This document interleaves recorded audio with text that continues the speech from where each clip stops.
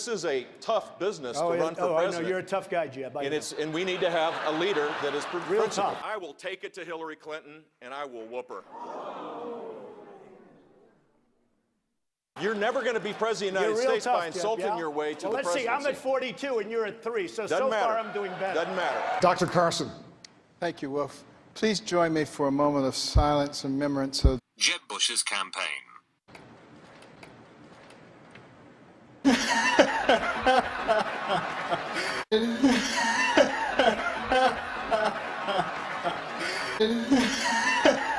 I love my dad. I'd kill for him. I'd go to prison for him because I love him so much. I'll give him a warm kiss. How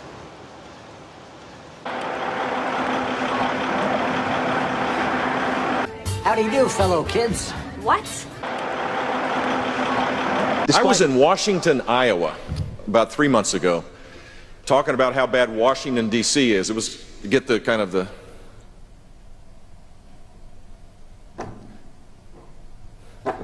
Anyway. For goodness sake.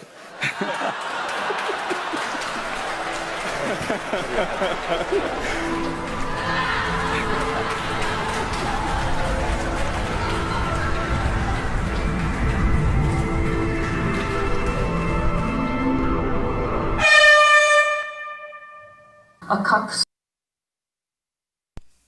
Okay. Well, welcome one and all to the first Metocast. Sorry about the delay. Had a bit of a technical issue with my home internet connection, or you might know it by another term, vodka, and a horrible, horrible hangover. But that happens. Now, I was planning originally to do kind of an hour conversation. I was going to talk about Sanders and, of course, Yeb, as well as the Republican debate, and then go into the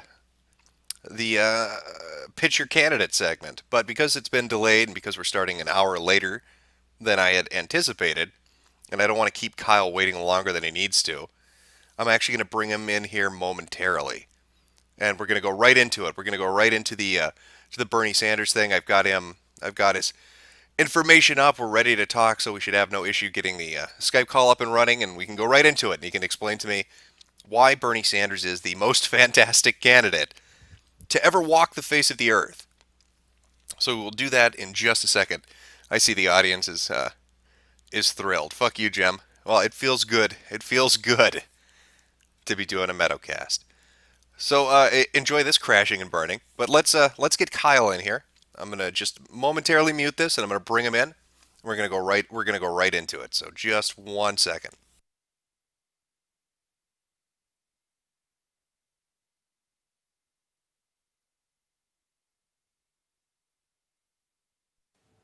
Hello?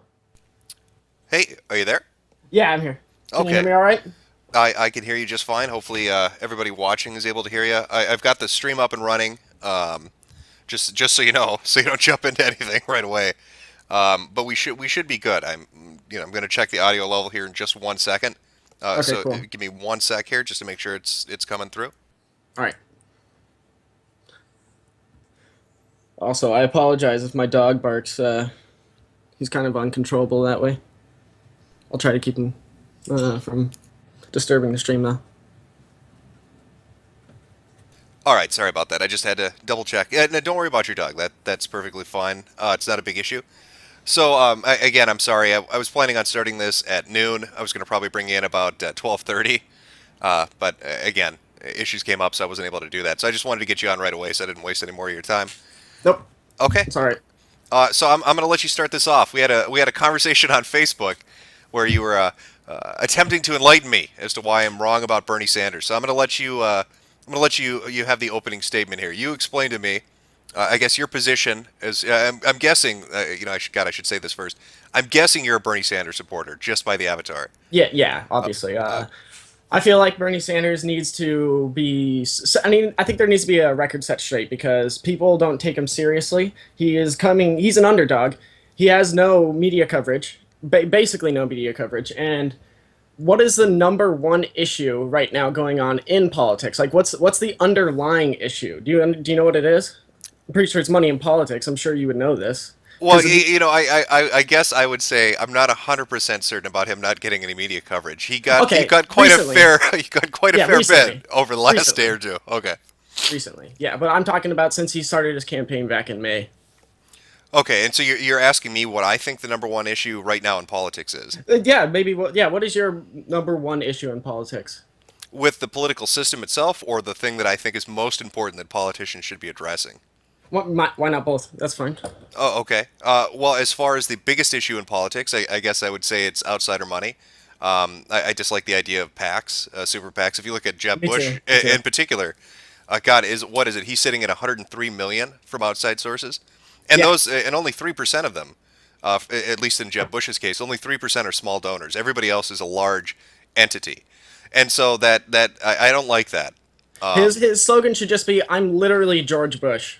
It should be. It really should be. You could ask people like, oh God, I think it was Fernandez down in Florida gave him $3 million for his TV ad campaign, and he was all enthusiastic, saying that, oh, everything's going great.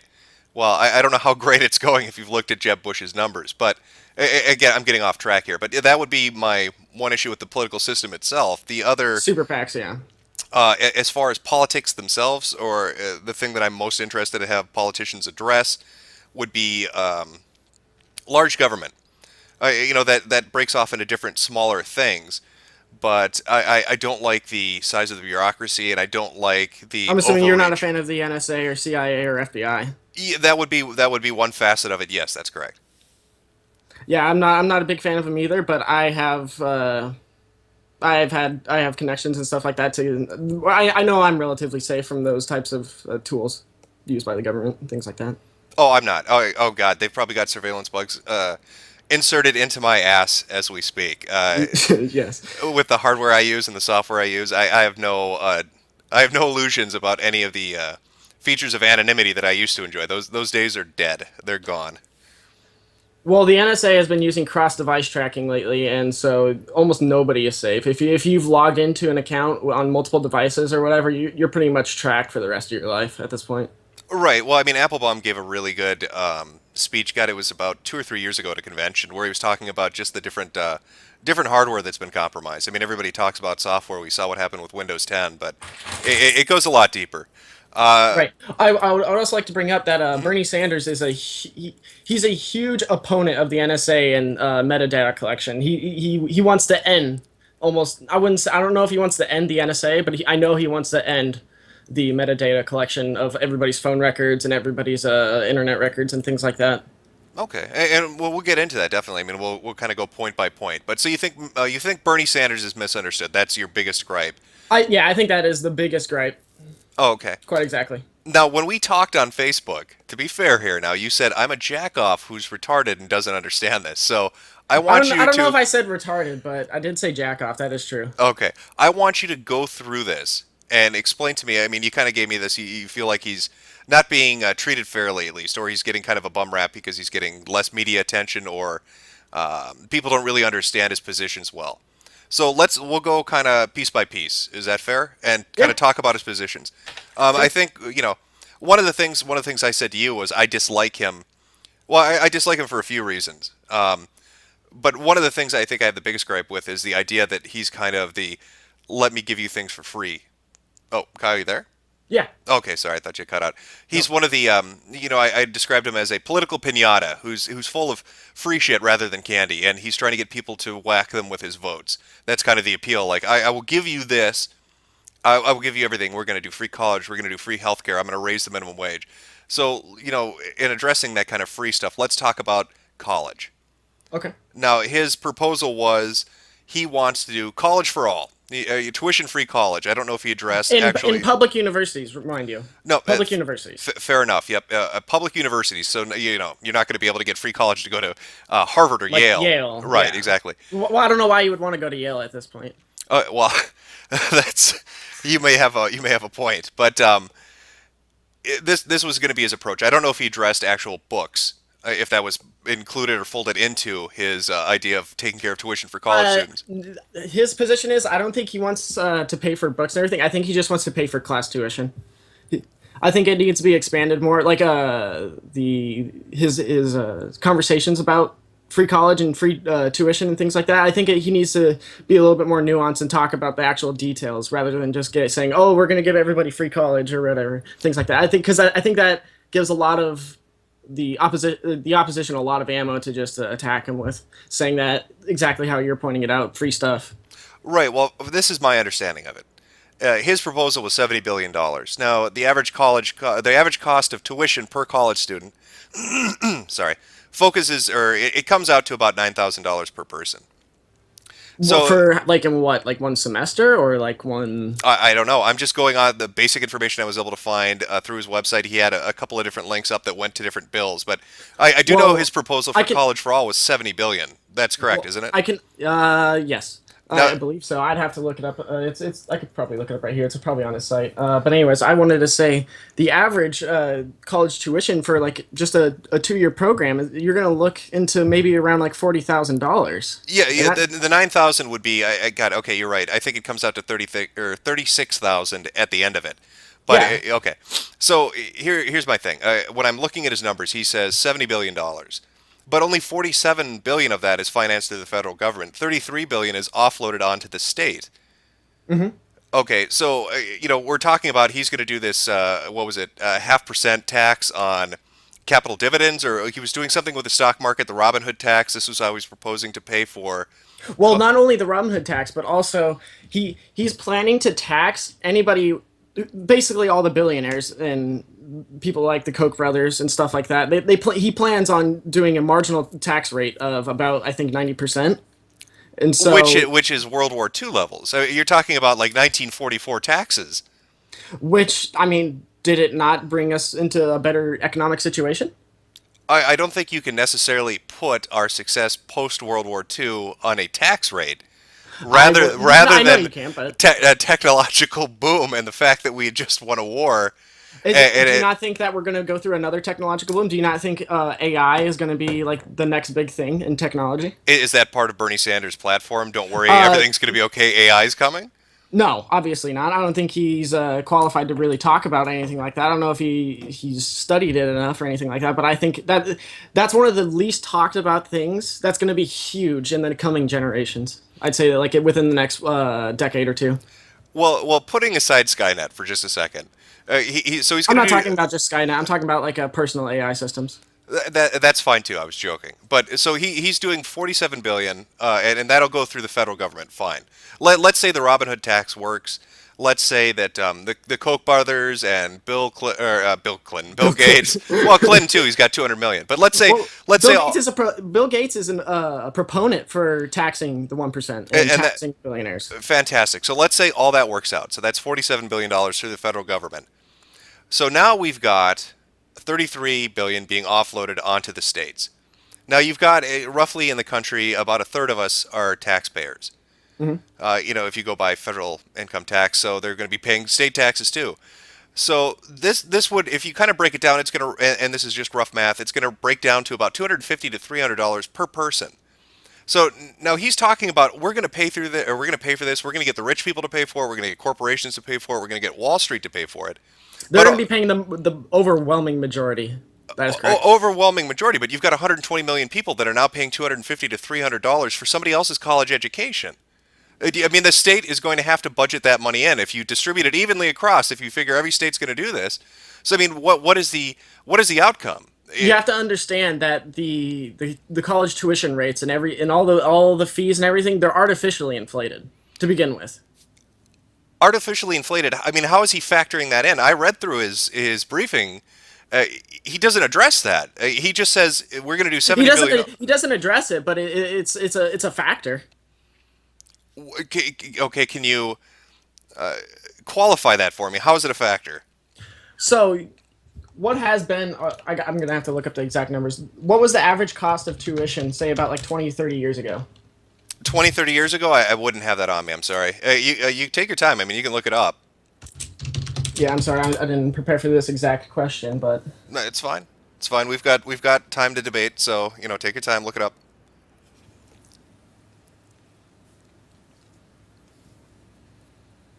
If you want to talk about something else while I do this, that's totally fine. I can multitask. Yeah. I mean, if you're fine doing that, we can move on to something else. Oh, geez. Okay, well, let's talk about. You said Bernie Sanders is anti. God, how would I say this? He's like I am. He doesn't like the idea of all the surveillance in the country, right? I'm absolutely with that too. Okay, so let's talk about his stance in regards to Homeland Security, the NSA, the Patriot Act. The omnibus bill that just went through with CISA, folded into it. Oh, that's terrible. It's I think it needed to be rewritten, and CISA needed to be completely removed. That's how I feel. Yeah, I mean, it's already been pushed through. So, Oh yeah, I know. what is his stance on that? What exactly has he said? I haven't caught up because it was just recently done on the 18th or 17th, right? I haven't caught up on him. I apologize. Oh no, and I don't mean specifically with CISA, but I just mean in general. What is his stance on the surveillance state? What has he said that he's going to do? He's coming into office day one. Great. What are you going to do, Bernie, in regards to the NSA, Homeland Security, PRISM program, all these the different prison acts? program. He wants to remove for-profit prisons. He wants to get that system completely taken care of and make it a state program. No. PRISM, PRISM. The PRISM program is the NSA okay, program. I'm sorry. No, it's okay. We'll get to the prison thing too. But so he's coming into office day one. Great. What is he going to do? How is he going to address the NSA, PRISM, all that stuff? I believe he hasn't actually addressed it in a direct way, but he's talked about it during his rallies and things like that, that he wants to end the metadata collection of the NSA and things like that. But how he's going to go about it, I'm not sure, because he can't rule with an iron fist, obviously, just like any other presidential candidate. Like, nobody's going to get everything that they want when they propose these ideas. Like any other president that's ever proposed, like Obama, he's proposed before he became president, he proposed so many different things, but he wasn't able to do it because the Republicans just kept blocking him throughout his presidential candidacy, or not candidacy, but his campaign, or not campaign. I don't know, during his run as president, I suppose. Okay. And I understand the political process. Obviously, there are going to be issues trying to get the House and the Senate to agree with anything he wants to do. But Yeah. I just want to know, what's his platform? You can say, I mean, it's very vague. He wants to get rid of metadata collection. What does that mean to me? What programs is he cutting? Who is he pulling budgets from? How is he addressing what's already happened over the past 5 years? What programs is he shutting down? I don't think the thing is I don't think this has reached his desk necessarily, and to the point where he actually lays out his plan for the public to acknowledge. I think we need to bring this to his attention, essentially, as the citizens of this country. I just don't think he's answered it. I haven't seen it since he started running for president. So he has no plank in his platform in specific regard to this. Yeah, I don't think he's laid out a plan yet. He's stated that he wants to end the metadata collection, but there's no clear-cut plan that he has for it yet. But that feels up in the air, you know what I mean? Like, he Sure, wants but to end the metadata collection. What the hell does that mean? But you could say that about almost any other candidate when they propose things as well. Yeah, but we're not talking about any other candidate. We're talking. I mean, this is pitch Bernie Sanders. So okay. So he doesn't really have a specific plan in regards to this. Fair enough. He maybe hasn't addressed it. Maybe hasn't touched on it. He's just kind of given a general statement. Yeah, exactly. That's exactly what it is. Okay. As far as the college tuition, have you pulled that up? No, I have not. I apologize. Let's see. Whenever I look it up, I always get a multi-graph of saying like hours of minimum wage worked versus how much it costs for tuition. So I'm trying to get just the tuition. Fair enough. You brought up minimum wage. Let's address that.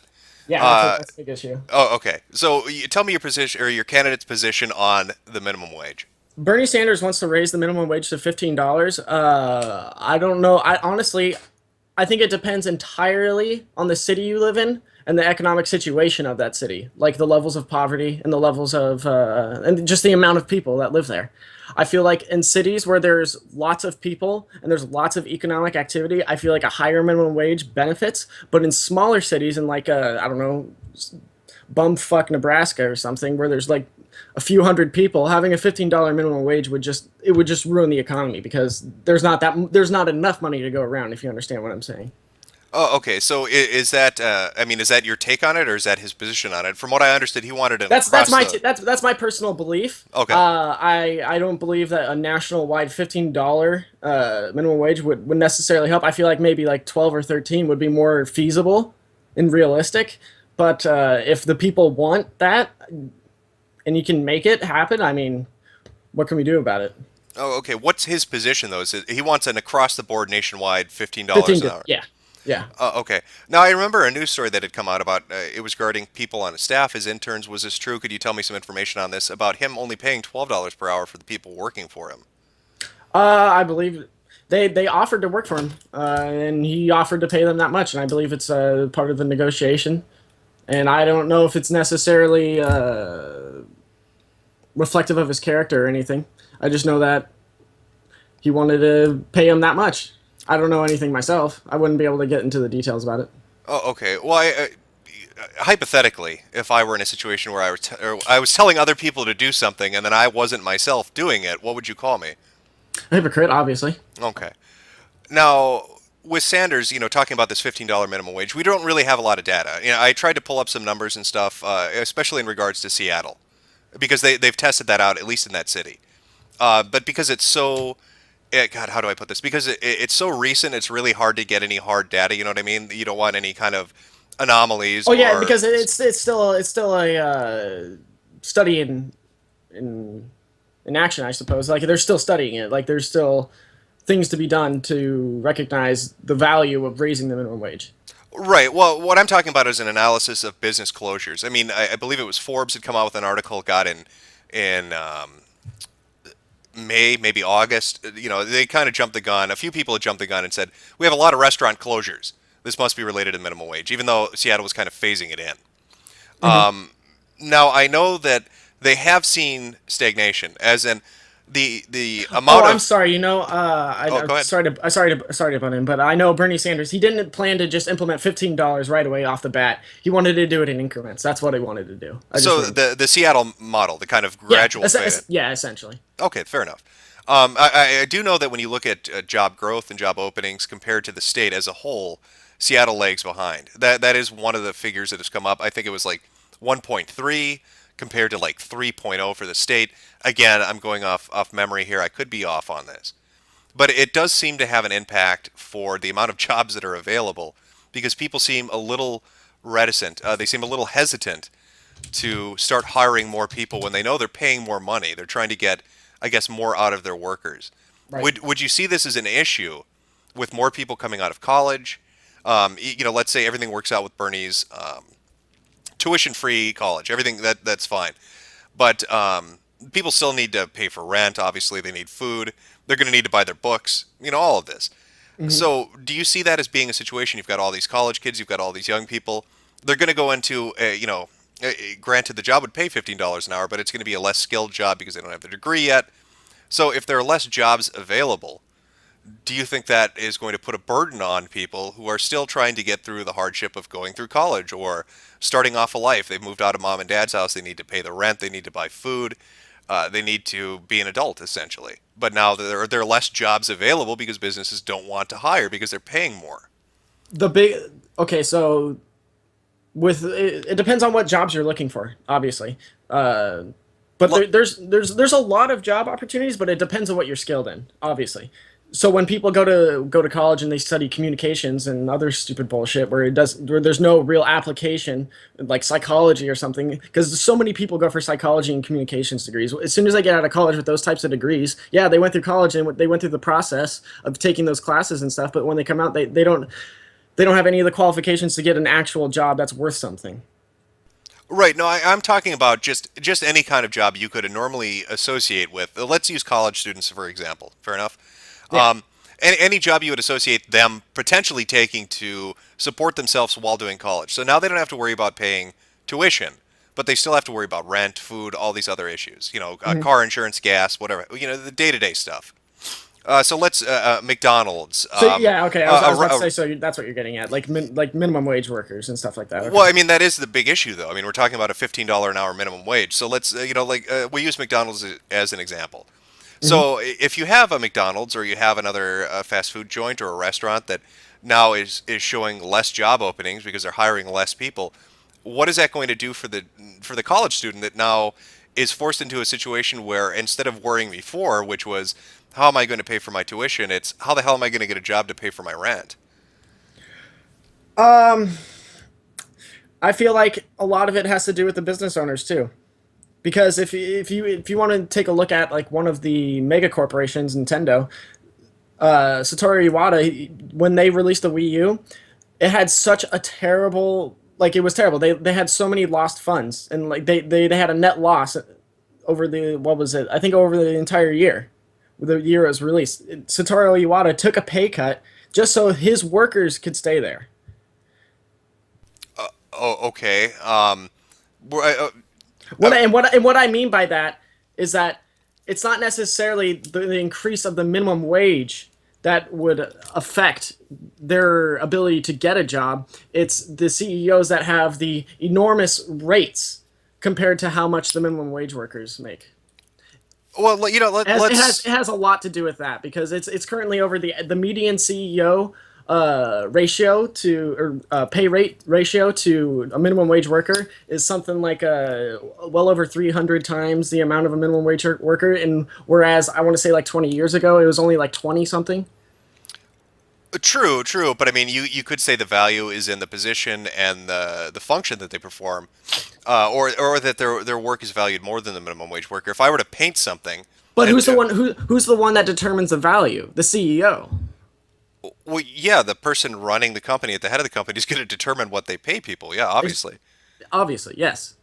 But back to my point is, if I were to paint something and try to sell it, I'd get $5. If I put a Van Gogh up for sale, it's going to be a lot more because people value the abilities of somebody else over mine. I'd be the minimum wage worker in that situation, whereas Van Gogh would be the CEO performing a higher level task than I'm doing. So shouldn't you get paid more for doing a better job, a more important job? Well, yeah, of course, but there's a problem here because the cost of living has skyrocketed, whereas the minimum wage has remained stagnant for the past, I want to say like 15 years. Okay. And whereas in history, if you notice from the Great Depression onwards, there was a steady decline going on with the cost of living and the minimum wage up until about, I'd say like the 80s and 90s, where it started to become stagnant. And what's the current federal minimum wage? I want to say like 7.25. I believe you're right. I believe it's 7.25, 7.50, somewhere in there. But your general ballpark is right. Yeah, it stopped increasing with the cost of living. As soon as the corporate Republicans, like when Ronald Reagan started taking office and we began the trickle-down economic system, and when Clinton came in and he removed Glass-Steagall, the Private Banking Act, and things like that. Yeah, I know. Glass-Steagall, go ahead. That completely undermines the middle class, and it removes their ability to essentially have the American dream of working, going to school, and doing things to improve themselves and to get that better job. Okay, so we've got a couple of things to talk about here, and we'll try to get to all of them. Yeah. I apologize if it's all over the place, but I'm willing to get down and talk about it. No, and that's fine. But kind of going, I'm trying to think how we can break this down. Earlier, when we were talking about, let's say, college tuition, I'd mentioned the Robin Hood tax, but you'd also mentioned that the 90% tax rate on the richest people. So you've got CEOs, and you've got business owners, you've got these billionaires and millionaires that are going to be footing a 90%. What kind of tax was it? Income tax? Is that what he said? I believe it would be an income tax. I don't believe he would just go to their houses and take their money. Okay, so well, obviously, so 90% income tax. So, but he also believes in taxing every single person that has tax havens outside of the United States, which they're essentially laundering money, and that's another huge problem with the American political system and the elites. Oh, okay. Well, we'll try to get to that too. But so here I am. I'm a billionaire, and I own a big corporation. I'm going to be the CEO. Fuck it. Was it Jimco? Yeah, It's Jimco. So here I am. I'm this rich motherfucker. I run a very successful business. People love whatever my product is. Fuck it. I sell widgets. Widgets are the most popular product in America today, and I am rolling in the fucking money. So here comes Bernie Sanders into office, and he says college tuition for everybody. And he says, we're going to do a 90% income tax on you, Jim, the head of Jimco, because we're going to pay for everybody's college. So I grumble and I say, fuck. That's a lot of goddamn money. But you know what? I'm patriotic, goddammit. And people love my widgets, and I want those kids to get their college education. So I figure, okay, fuck it. I'm going to do it. I'm gonna grit my teeth, and I'm going to deal with the 90% income tax. But now here comes Bernie Sanders and he says everybody's going to get $15 an hour. So I'm getting double hit here. I'm not just getting a 90% income tax. I'm also having to take a pay cut to cover my employees. So I guess what my question would be is, what's my motivation to stay in the United States? Why am I not going to just go to Canada or Mexico or Europe or South America? I mean, I'm paying 90% in income tax, and then I'm taking pay cuts on top of that to run a business because I've got to pay some kid to mop the floor $15 an hour, where his job really only earns him, or should earn him, fucking $7 an hour. Well, first of all, you would have to be, in order to do that, you would have to be a citizen, and they would have to accept you. And They will accept my money. They will accept my billions of dollars. Trust me, they will accept my money. But go on. I don't know. I feel like the international community isn't very fond of billionaires and allowing them to do whatever they want. The people, at least. The establishment, they obviously, they let rich people do whatever they want. Just look at Donald Trump. Right. Well, didn't you say, though, that they're using offshore tax havens? So, I mean, they love the money. Absolutely. So you're telling me you don't think a country would be like, okay, here's somebody coming in with $1 billion industry who's going to create thousands and thousands of jobs and is going to improve whatever city he comes into. You think they're going to be like, we don't want you? I think if Bernie Sanders is given the opportunity of a large platform as the presidency, I believe this issue will be brought to attention by not just the American people, but the entire international community, I would say the globe, because the president is one of the most influential people, the president of the United States, I should say, is one of the most influential people of the world.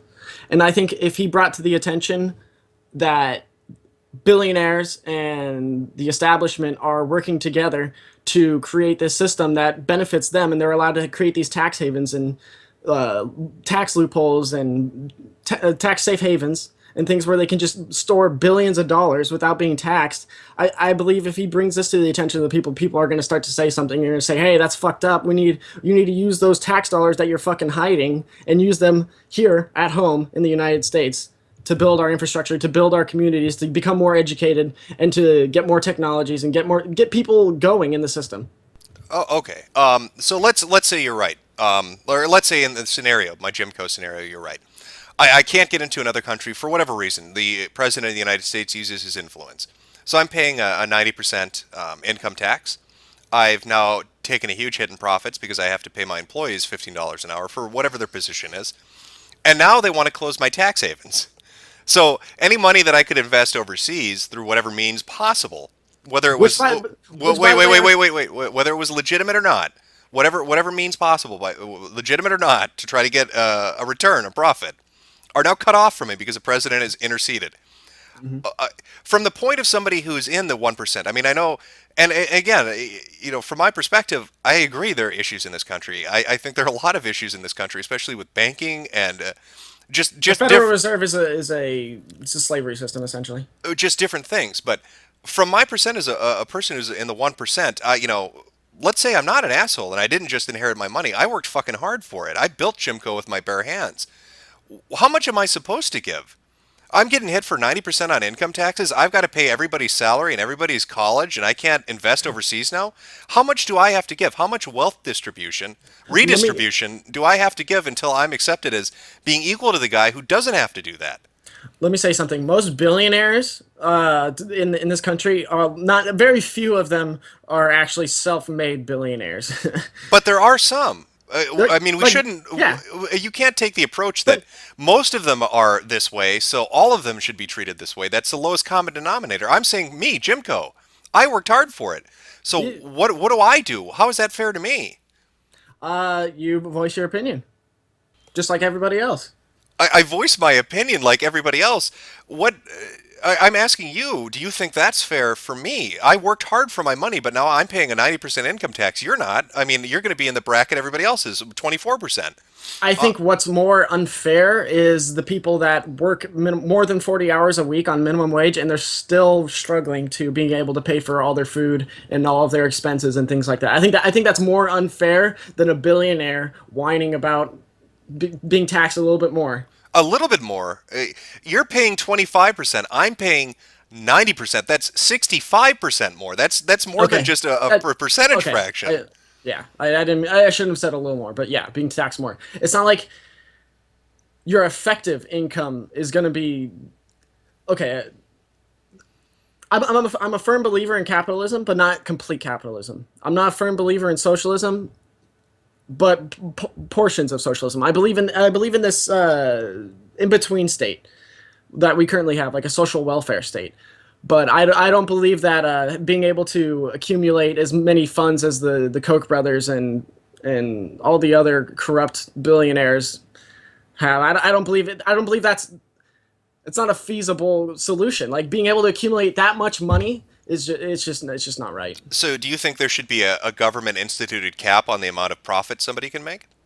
No, but I believe how you go about it, how you go about making your money should be. I sold widgets, man. That's how I became rich at Jimco. So, I mean, we're talking about wealth redistribution. I mean, let's be honest. That's what we're talking about. We're talking about taking from somebody who has a lot. It's not necessarily just straight up just giving people money and doing things. They have to go through the programs. No. To benefit. It is wealth redistribution. I'm paying people $15 an hour where they should be getting $7. So I'm taking a cut to pay for that. That is wealth redistribution. You're taking 90% of my income and paying for your college, and you're taking my investments overseas and forcing them back in the United States to be redistributed to the people. I believe that's the fair American way. Hard work and having that opportunity. I believe that's fair. You believe the fair American way is to take what somebody fairly earned and give it to somebody else. That's I wouldn't say that most billionaires haven't fairly earned their income. Oh, okay. Tell me how they've unfairly earned it. Do you want me to start with the Koch brothers? Yep. Use your worst example. How have the Koch brothers unfairly earned their money? They pollute. They pollute like fucking hell. They essentially insert carcinogenic waste into local communities. It's terrible. They literally kill people for profit. The Koch brothers have murdered people. Not directly. You said they literally killed people for money. It's in an indirect way. So they've indirectly murdered people. Not over time with cancer. Yeah. Okay, and they've done this. Pollution. And how have they done this? You said pollution. So how have they murdered people with pollution? Let me pull up the article here.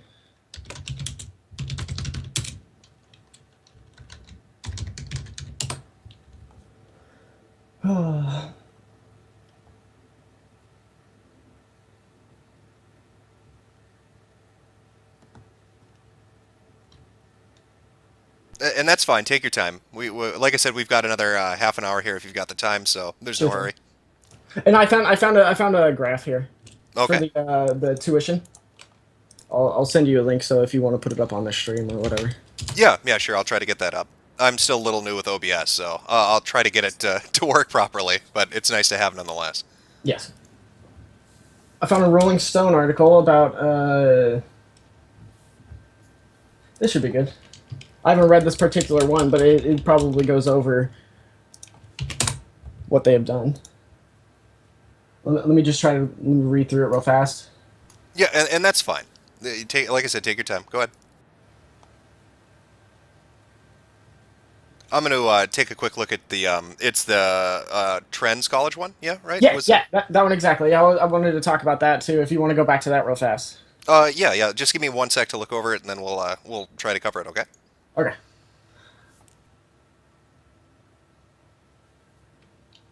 So, but basically, in the Rolling Stone article that I just sent you, they talk about how the Koch brothers, the Koch industries, they control at least 4 oil refineries, 6 ethanol plants, a natural gas-fired power plant, and 4,000 miles of pipeline.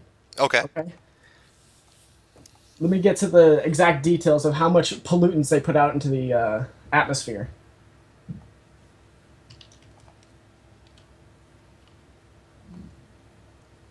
This is a relatively larger article, so it's going to be and that's fine. With the Koch brothers now, I'm going to guess they have a lot of investments in multiple companies. They run a lot of different things. Well, they influence the political system directly. Have you seen the Heritage Foundation? Have you seen all of the other institutes that they basically fund with all their money just to essentially educate, and I say that very loosely, their Republican candidates to implement regulations and things that only benefit them and screw over the taxpayers and the middle class. Well, shouldn't we be happy though? I mean, I'm sure those institutes and those different locations have janitors who are now going to be making $15 an hour. Those institutions shouldn't exist. Yeah, but look at all those jobs they've created, and all those people are going to be making $15 an hour. I disagree with them entirely. I don't even think they should be. I don't think they should exist. It's corruption. It's exactly what it is. Either that, or they should have no say. I shouldn't say they shouldn't have no say. They shouldn't be directly influencing the political system with their money. So you think that them having political think tanks is wrong as well? Yeah, absolutely. But the think tanks themselves are just going over issues and then they release reports. Yeah, and they go on Fox News and CNN and just they spout bull crap. As you probably know that the media is completely bullshit. Almost nothing on Fox News is actually factual. Half the time, the maps and the graphs that they use are completely wrong. I don't disagree. I think mainstream media has major issues, but from what I'm gathering, and again, I'm going to give you time to look over the pollution information. We'll come back to that. Mm-hmm. But it seems like, and again, I mean, you say that you're kind of for this moderate or more modern approach to a socialist state. But we've already, I mean, kind of look at what we're talking about here. 90% income tax, $50 an hour, cutting into profits. You can invest overseas. And now you're telling me that, you don't just want that, but you think that these people are corrupt and they shouldn't be able to spend money on think tanks. They shouldn't be able to run energy-related businesses because they're... No. I don't think that they shouldn't be being able to run their business and things like that. But I don't believe that they should be allowed to run their businesses and pay literally everybody in these political think tanks to influence our political system. I believe... No, that's what I'm saying, though. You're saying you don't think they should have the right to spend their money the way they want, whether that be on a political think tank or 40 pounds of Oreos. Money does not equal free speech. I'll get that across right now. Money does not equal free speech. But what I'm saying is, how is what they're doing wrong, or why are you saying that they should? You're telling me, or you're telling them because there's no limit to what they can how much they can pay into the system. The Citizens United essentially said, yeah, corporations are people, and there's no limit to how much you can spend into this political system. So go ahead, spend. What are they spending? Just the Koch brothers. How much are they spending on this? I agree with you. Political run, like it's like $1 billion or something like that, like an astronomical amount that the public probably isn't going to raise. Right, Kyle, hold on. I agree with you about Citizens United. I think that's a terrible thing. And Bernie Sanders wants to overturn it. Great. I don't think corporations are people. I don't think corporations should have the right of people. But what I'm saying is, if I've earned the money, I should be able to spend it how I want to spend it, whether that's paying people to investigate political ideas and then releasing reports. How would you solve that? Are you going to have the government intervene and tell them you can't spend the money, or are you going to have them come in and say you can't spend the money and then have them talk to people about it? I think there should be a cap to how much they can spend to directly influence senators and representatives. But we're not through super PACs and through. We're talking about think tanks that are going on to Fox News. So how would you stop that? What mechanism do you think should be in place to stop that from happening? Educate the people. That's all. That's one of the best ways, because they can say whatever they want and things like that, but it's up to the people to believe what they have to say or not. So I think there needs to be more money spent into actual education and education into the political system. Okay, I have to admit I'm feeling a bit lost here. You just said that money doesn't equal free speech, because we were talking in relation to these think tanks that the Koch brothers run. New American Institute, or whatever you would name it, the Heritage Fund, or Heritage Group. Heritage Foundation. Heritage Foundation, great. There's so many goddamn think tanks in this country. It's hard to keep track. Exactly. But you had said free speech, or money doesn't equal free speech, as we're talking about this issue, because you thought that they're unfairly influencing stuff, or you thought it was unfair that they can put all this money into these think tanks to put out this information and to influence people. But now you're saying that isn't an issue. No, it is an issue, but there's not much we can do about it at the moment. I'm saying in your idealized world where everything works out, like let's say that the hindrances and the barriers to stopping something from being done are removed. Let's say Bernie comes in and he's totally with you on this. What do you think should be put in place to stop that? How should the government intercede to stop what you see as a problem?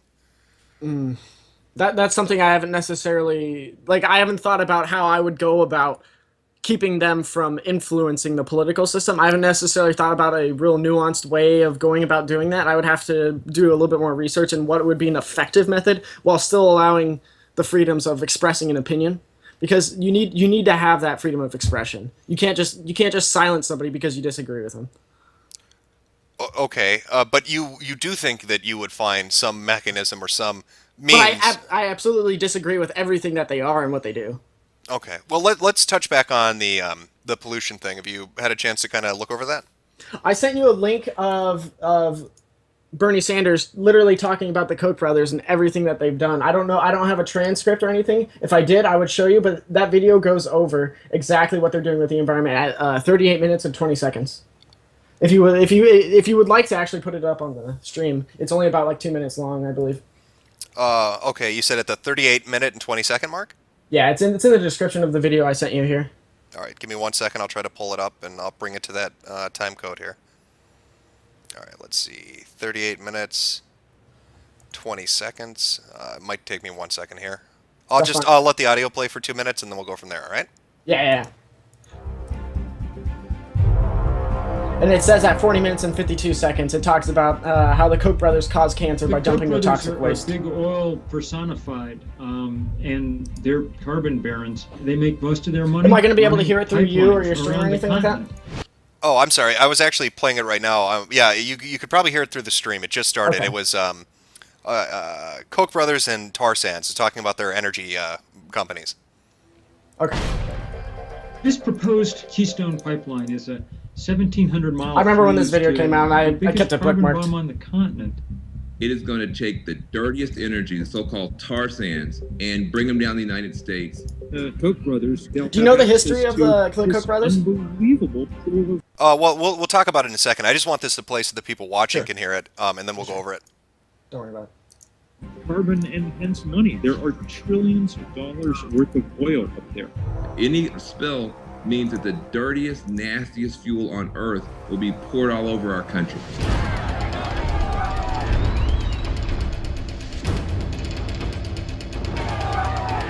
Over 10,000 protesters surrounded the White House Sunday, calling on President Obama to reject the proposed Keystone XL tar sands oil pipeline. When we say tar sands, you say shut down tar sands! Shut down! Tar sands! Shut down! Yeah. We're never going to have enough money to compete with the Koch brothers. We're going to have to find other currencies to use, and sometimes it's our bodies. Over 2 weeks in Washington, 1,253 people got arrested. That was the largest civil disobedience action in about 30 years in this country. I myself was arrested on the first day of this protest and spent the next 3 days in Central Cell Block in D.C. We played the game as hard as we could, making it clear to President Obama that there were people all over the country really deeply concerned about this. And in the end, that was enough to outweigh the financial power of the Koch brothers and the rest of the oil industry. President Obama making an unexpected decision on the Keystone oil pipeline. The president announcing they were going to hold off on a final decision for at least a year. The Obama administration said today it is putting off a decision on whether to approve the Keystone pipeline. The Koch brothers will scrape the bottom of the barrel with the tar sands. That is the dirtiest fuel on the planet. There's no limit to the number of communities and families they will hurt to make their money off dirty energy. Okay. And if you're watching the stream, there's obviously going to be a bit of delay, but I played from 38:20 till 40:49. Unfortunately, that wasn't the exact time allotted that I wanted to talk about. It was actually more towards the latter end of the video, where towards like 40:52, where they talk about the toxic waste and things like that. But if you want to skip that and talk about, well, you know what? No, that's fine. That's fine. I can play it too. What's the time code? It says 40:52 in the description. Okay, I'm just gonna let it keep playing. Again, I'm just gonna stay silent so they can hear it too, and then we'll come back to it. Okay.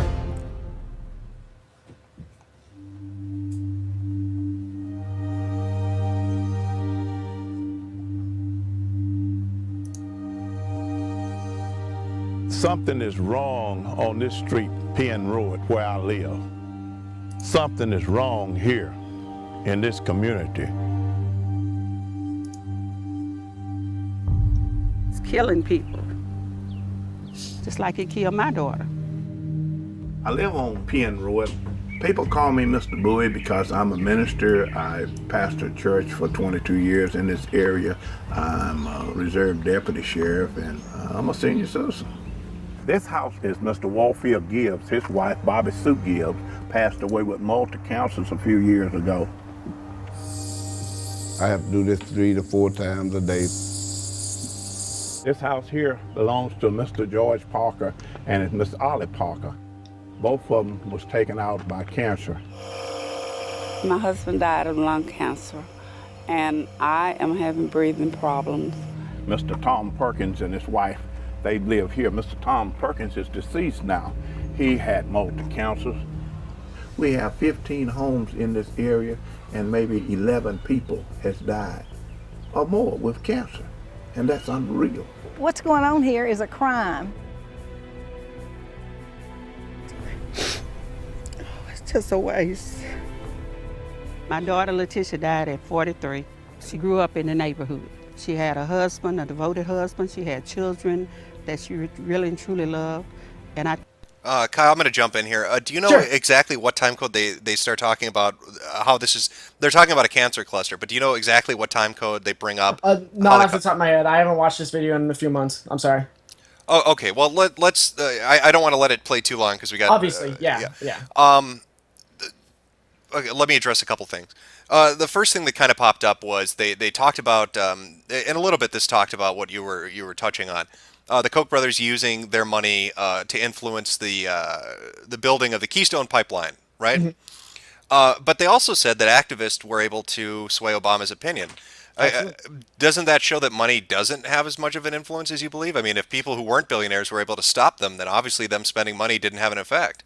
But the people that don't have the money in the political system, they're not the ones influencing what legislation is going through. They just did though in this video itself. They stopped the legislation going through that was paid for by the billionaires and the think tanks, but they aren't directly influencing what's going through the political system. They just prevented a terrible thing from happening. It was reactive activism, correct? But if they were able to do that, couldn't they just do the same thing and get legislation they wanted passed? It's very hard to do because the politicians, they don't want to do. They don't want to do what the people want. They want to do what... But in this case, the politicians did do what they wanted. The president stopped the pipeline. In that case. But you know what also the president has called for? He signed the TPP. He wanted to get other things that people are extremely vocal about that we don't want. Oh, okay. Now, kind of going on to the cancer cluster, they're talking about, God, I think they said 11 out of 15 people on the street. Dirty energy. I'm going to guess that it's going to come back to a business the Koch brothers run is somewhere in the vicinity. I mean, would you agree with that? You've watched this before, I haven't. Yeah. That's exactly the situation. They have a oil facility or a pipeline or something nearby, and they just openly openly pollute. They just openly dump toxic waste into nearby homes, nearby homes and stuff like that. And it's just... So these people must all be multimillionaires from the lawsuits they filed, right? I don't believe they... I don't know. I'd have to watch the rest of the video. I haven't watched it in a while. But I don't know if they've actually gone through the efforts of suing them and things like that yet. But Bernie Sanders is the one that's coming out against and for them. Well, here's my point with this.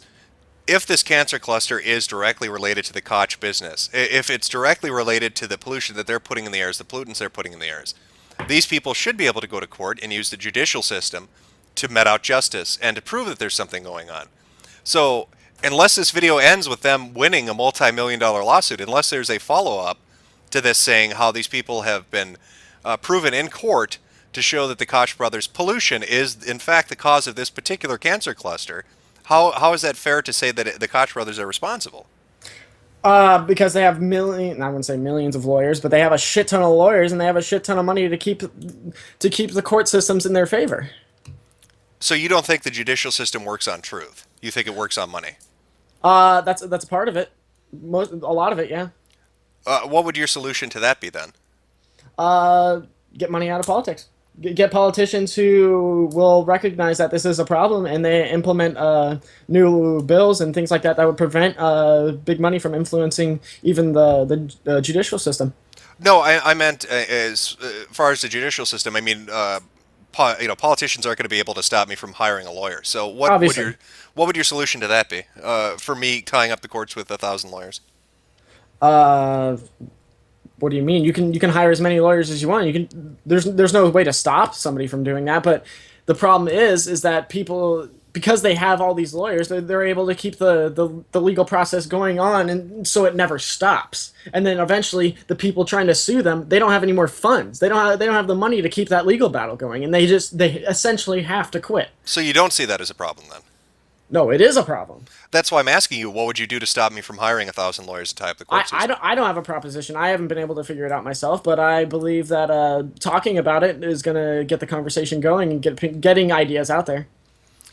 Okay. And again, these are, to be fair, these are partially your opinions, and we've talked about a little bit of Bernie's opinions. I don't want people to think this is what Bernie's saying. No. This is part Kyle, this is part Bernie. So, at least from my perspective, this is what I'm seeing, okay? It sounds to me like, as a Bernie supporter, and from kind of a few of the different policies that we've touched on, that it's almost a punishment mentality. That if you're successful, then you must be dirty. Or if you've done well to build up a business... Well, the Koch brothers are dirty, first of all. They are. That's just a fact. Oh, well, how is it a fact, though? I watched the video. I mean, that's you what I'm getting... all of it. Yeah, but what I'm getting to is if they're so damn dirty, why haven't they been nailed to the wall in court? We just saw activists were able to... Because they practically own the political system. You see, literally, almost every single Republican presidential candidate has been paid by the Koch brothers. Yes, but the activists were able to stop them without money. So if it's that easy, why It's not that easy, though. What did that group do that nobody else could? They fucking stood until somebody... They attempted as much as they could to stop it. They didn't. That's all they did. They just stopped it. They didn't prevent new legislation from coming out. That's probably still going to happen. And they didn't prevent it from just not existing. Period. Because it's still going to be pushed. Okay. That's the agenda. I'm going to set aside let's say the Koch brothers are the dirtiest motherfuckers on earth. I'm going to set that aside. I'm not going to because we'll have too long of a conversation going into the Koch brothers. But back to what I was saying. Mm-hmm. It seems like a punishment mentality. I'm not the Koch brothers. I'm the guy running Jimco. Well, I feel like if you do illegal things, you should be punished for it. But I'm not. I make widgets, and people love my widgets. But that's your business. But I'm talking about the Koch brothers. I'm talking about Jimco, because not everybody is the Koch brothers. Right. I mean, isn't that what representative government is supposed to be? I mean, it shouldn't just be a few people hate other people. Your company is a theoretical company. That's not applicable in this situation. Because we're having a theoretical conversation about how these laws would be applied. You can't tell me you know what every billionaire is like, can you? Do you know every billionaire in the country and whether they're dirty or not? Can you name every billionaire? Name 500 for me. 500 billion. They're Fortune 500. Name the richest people. I believe the stream would be over by the time I had the list to be able to name all the 500 billionaires in this country. Well, you don't want hypothetical. What I'm saying is, can you guarantee for me right now that the richest 500 people in this country are all dirty? I wouldn't say that. I wouldn't say that. So then it's not a completely hypothetical situation. Replace one of them with me. So Jimco now replaces, I don't know, fucking Microsoft or Apple or whoever you think isn't dirty, whoever you think isn't the bad guy. So that's the thing. The previous CEO, Bill Gates, is in favor of this redistribution, essentially. Well, he's in favor of having a high marginal tax rate on the 1%. That's great for Bill Gates, but I'm Jim from Jimco. I'm not Bill Gates. Yeah, you can house that opinion that you don't want to be taxed that much. That's fine. No, I'm saying how is it fair? How is that not let's get him attitude? I've worked hard to build up my company. I've busted my ass. I've provided thousands of jobs for Americans. I've created a product that's known for being made in America, and now I'm paying 90% in taxes, $15 minimum wage. Apparently I can't run think tanks or put up legislation because my money is too influential. It feels like everybody's out to get me. It feels like just because I'm successful and I worked hard and I run a business that does well, I'm somehow to be punished for that. It feels like this mentality in America, at least currently, is nobody can succeed, because if you succeed, you're different than everybody else, so we need to pull you back down to the level. We need to create a common theme for everybody. Everybody needs to be equal, and the way we enforce that is by making any difference disappear. So if you're rich, we're going to just take your money away, and now you're just like us, man. So it feels like I'm getting punished for being exceptional. It feels like I'm getting punished for working hard and having a drive and a dedication to do better than the average person. I feel like as a billionaire, you shouldn't have a victim complex. You've done the work. You've made the money that you need. There just so happens to be in the entire economic system, there's an excess of wealth in the top 1% versus the middle class. Kyle, do you think it's a smart idea to tell the richest people who run the biggest corporations in your country to shut the fuck up? And I know you didn't say that. This is me talking. But to shut the fuck up because they have a victim complex. You don't think that's going to make them go, you know what? America... I'm not telling you, yeah, obviously. Obviously, but you know what, America? You're treating me like crap, essentially. You're telling me I should stop whining, that my opinion doesn't matter. I'm just going to take my money and my business and go elsewhere. What do you think is going to happen to the economy if you have a flight? You know, look at here's a good example. Look at a city where white flight takes place. You know, you have this tax-paying group of people that basically leave because they don't like the diversity, right? You look at a Detroit or something like that, and the economic situation gets worse. So what happens when it's not white flight? What happens when it's billionaire flight, when it's millionaire flight, when the people running the corporations and the businesses leave because they feel that they're, God, I don't know, the diversity being thrust upon them is not what they want? I'm sorry, I'm still not necessarily sure what you're trying to get across here. Would you mind explaining again? Oh, okay. Let me see if I can put this better. What do you think is going to happen to the United States economy if you piss off the people running your businesses who provide all these jobs, if you piss off the rich people who are investing in the country through different means, through banks and the stock market and everything else, and they go somewhere else? What do you think is going to happen to the country when that money is no longer there and when those jobs are no longer there? I think capitalism will be stepping in, and I think new people will take the podium and say, this is how we should be doing things. So you're looking for a best case scenario of somebody else will do it. I'm not outright saying that's what's going to happen, but I'm saying when desperation comes in and we need like different approaches to business that we already execute, but we want to do it differently. I think that's where capitalism comes in, and I think that's where the newer systems and the newer CEOs that bring about more jobs and more business will step in. Okay, well, let's say you're right. Let's say that happens. People rise up and they create new companies, and those companies do okay. What happens in the meantime? Because again, remember, the Robin Hood tax and the funding for different programs are coming from these rich people who have now left. So who's paying for college? Obviously, it's going to be there's going to be an inflow of taxes in the system still. It's not like there's just going to be a one-time tax and then it's just all going to go away. Right. No, per annum, that's fine. But what I'm saying is, once these people leave, let's say they leave within the first year, and these people starting these new businesses to replace them take years to get off the ground. Who's paying for college?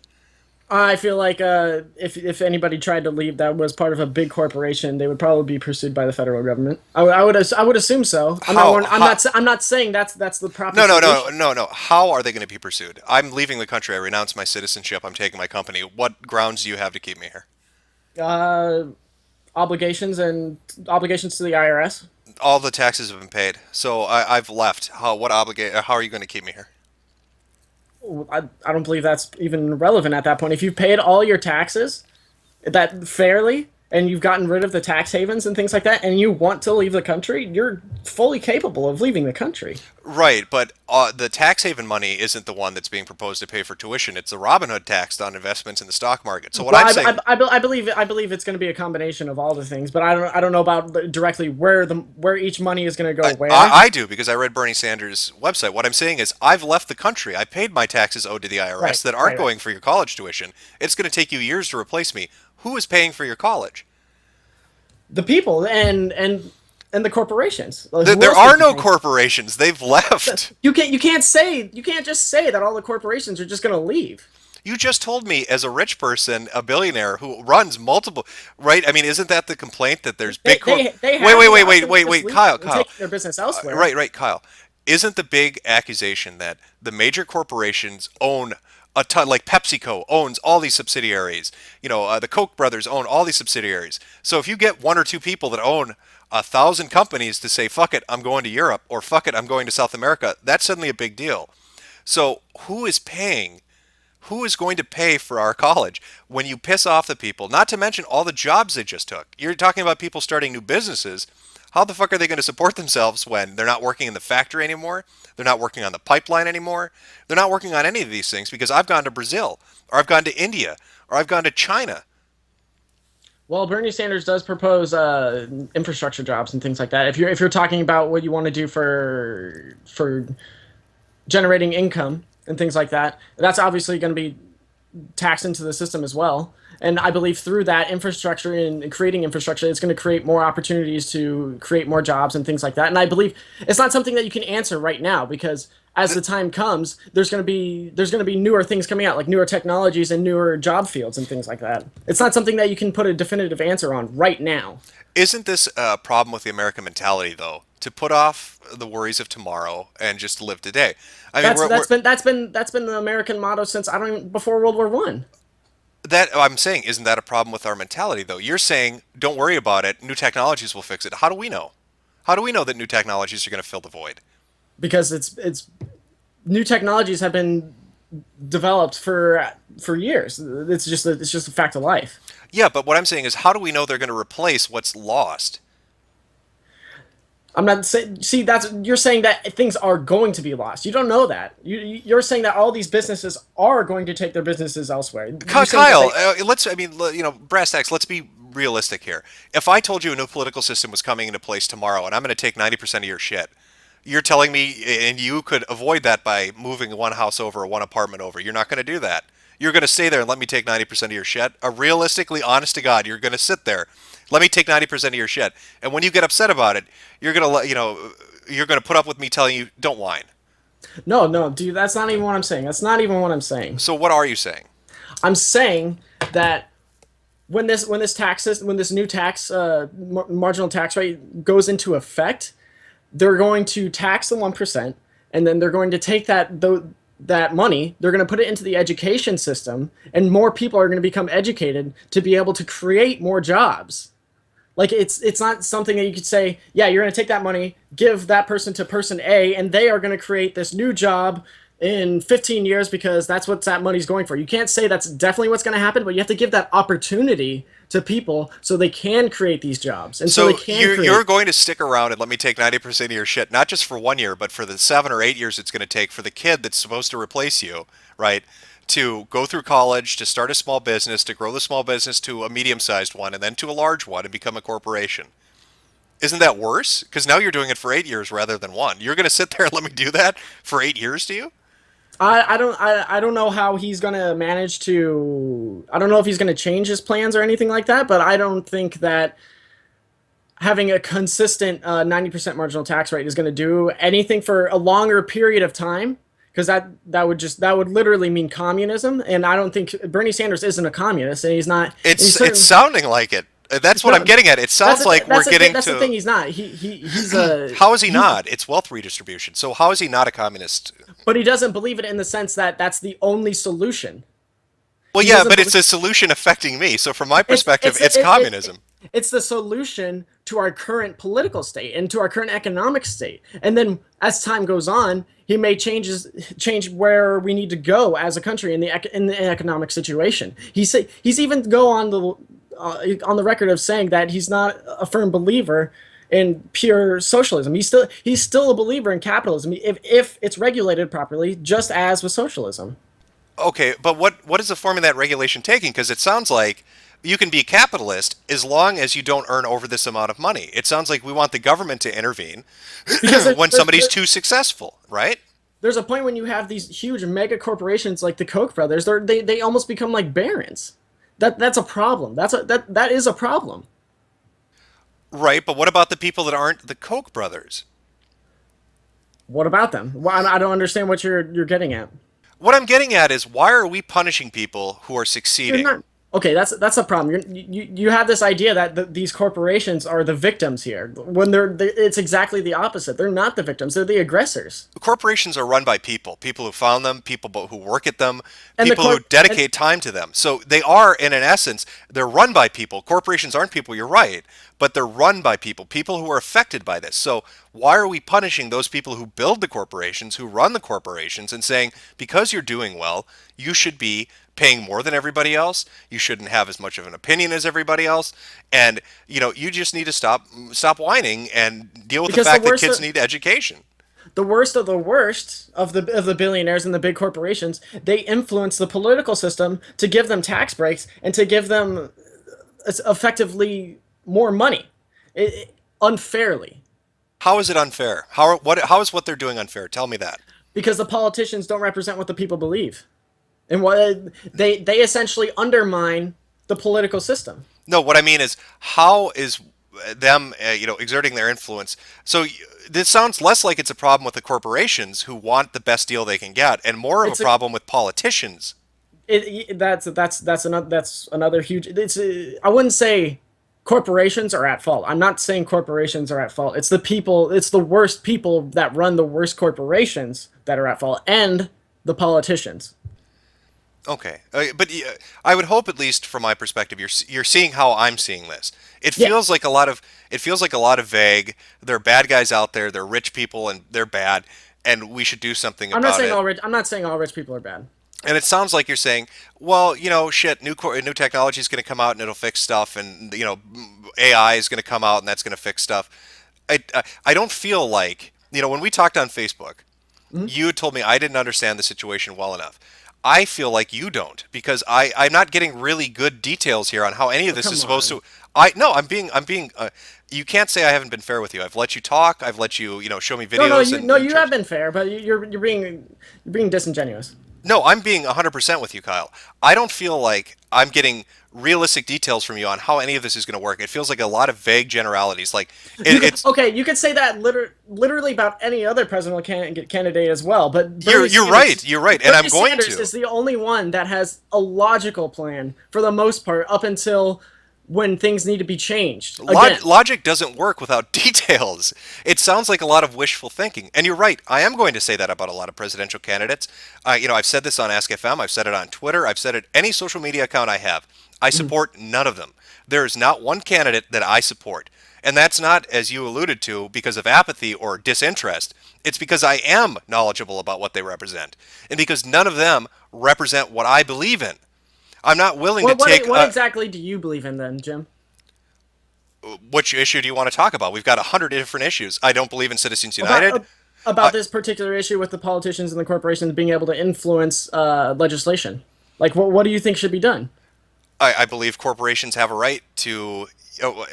I believe that if you have money, you have a right to spend that money however you want. At the same time, I believe that politicians should have regulations in place that oversee how much money they can accept. I think super PACs need new legislation put in back to minimize the amount of influence they have.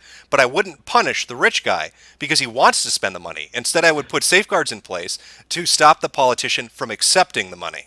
But see, the situation we have now is that those rich billionaires, they have influenced the politicians to give them tax breaks and all these systems that allow them to essentially redistribute the income from the workers more to the CEOs and to the higher ups. Kyle, whose fault is that? That's the American people's fault. They voted those politicians out. They're not in there for life. Absolutely, and that's why you need to educate. That's why Bernie Sanders is trying to get people educated. So are you telling me that every American voter up until Bernie Sanders has been stupid? I wouldn't say that, but we got Bush into office, and I don't know what that says about the country. What about Obama? What does that say? Obama's better. I don't think he's great, but he's better. How is he better? He instituted Obamacare. I think that's very beneficial. I know people directly that have benefited from Obamacare, and it's allowed them to get on their feet. I thought one of Bernie Sanders' platforms was to get rid of Obamacare and make a single-payer system because he didn't like the way it functioned. I think that's even better. Okay, so why didn't Obama institute a single-payer system? Because he's just another politician. That's all I can say. He was a senator, and then he was. Well, Bernie Sanders is a senator too. How do you know he's not going to just be another Obama? He's more principled than Obama. But how do I measure that, though? I mean, how do I know that he's more principled? He's stuck to a lot of his positions over the past, I want to say like 30 years, and maybe even more in the House and the Senate. Okay. I think this segues into, and again, I'd have. Oh, hold on.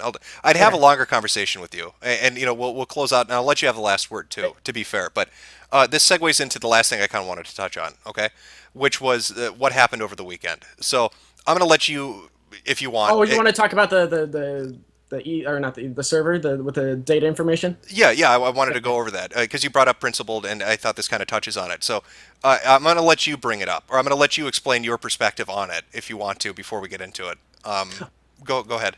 Okay, so basically what happened was the Bernie Sanders campaign, the staffers, they told the DNC about this issue of the firewall not being up and being able to access both Hillary and Bernie Sanders campaign information from both sides. Like, they were both able to go into each other's files and things like that.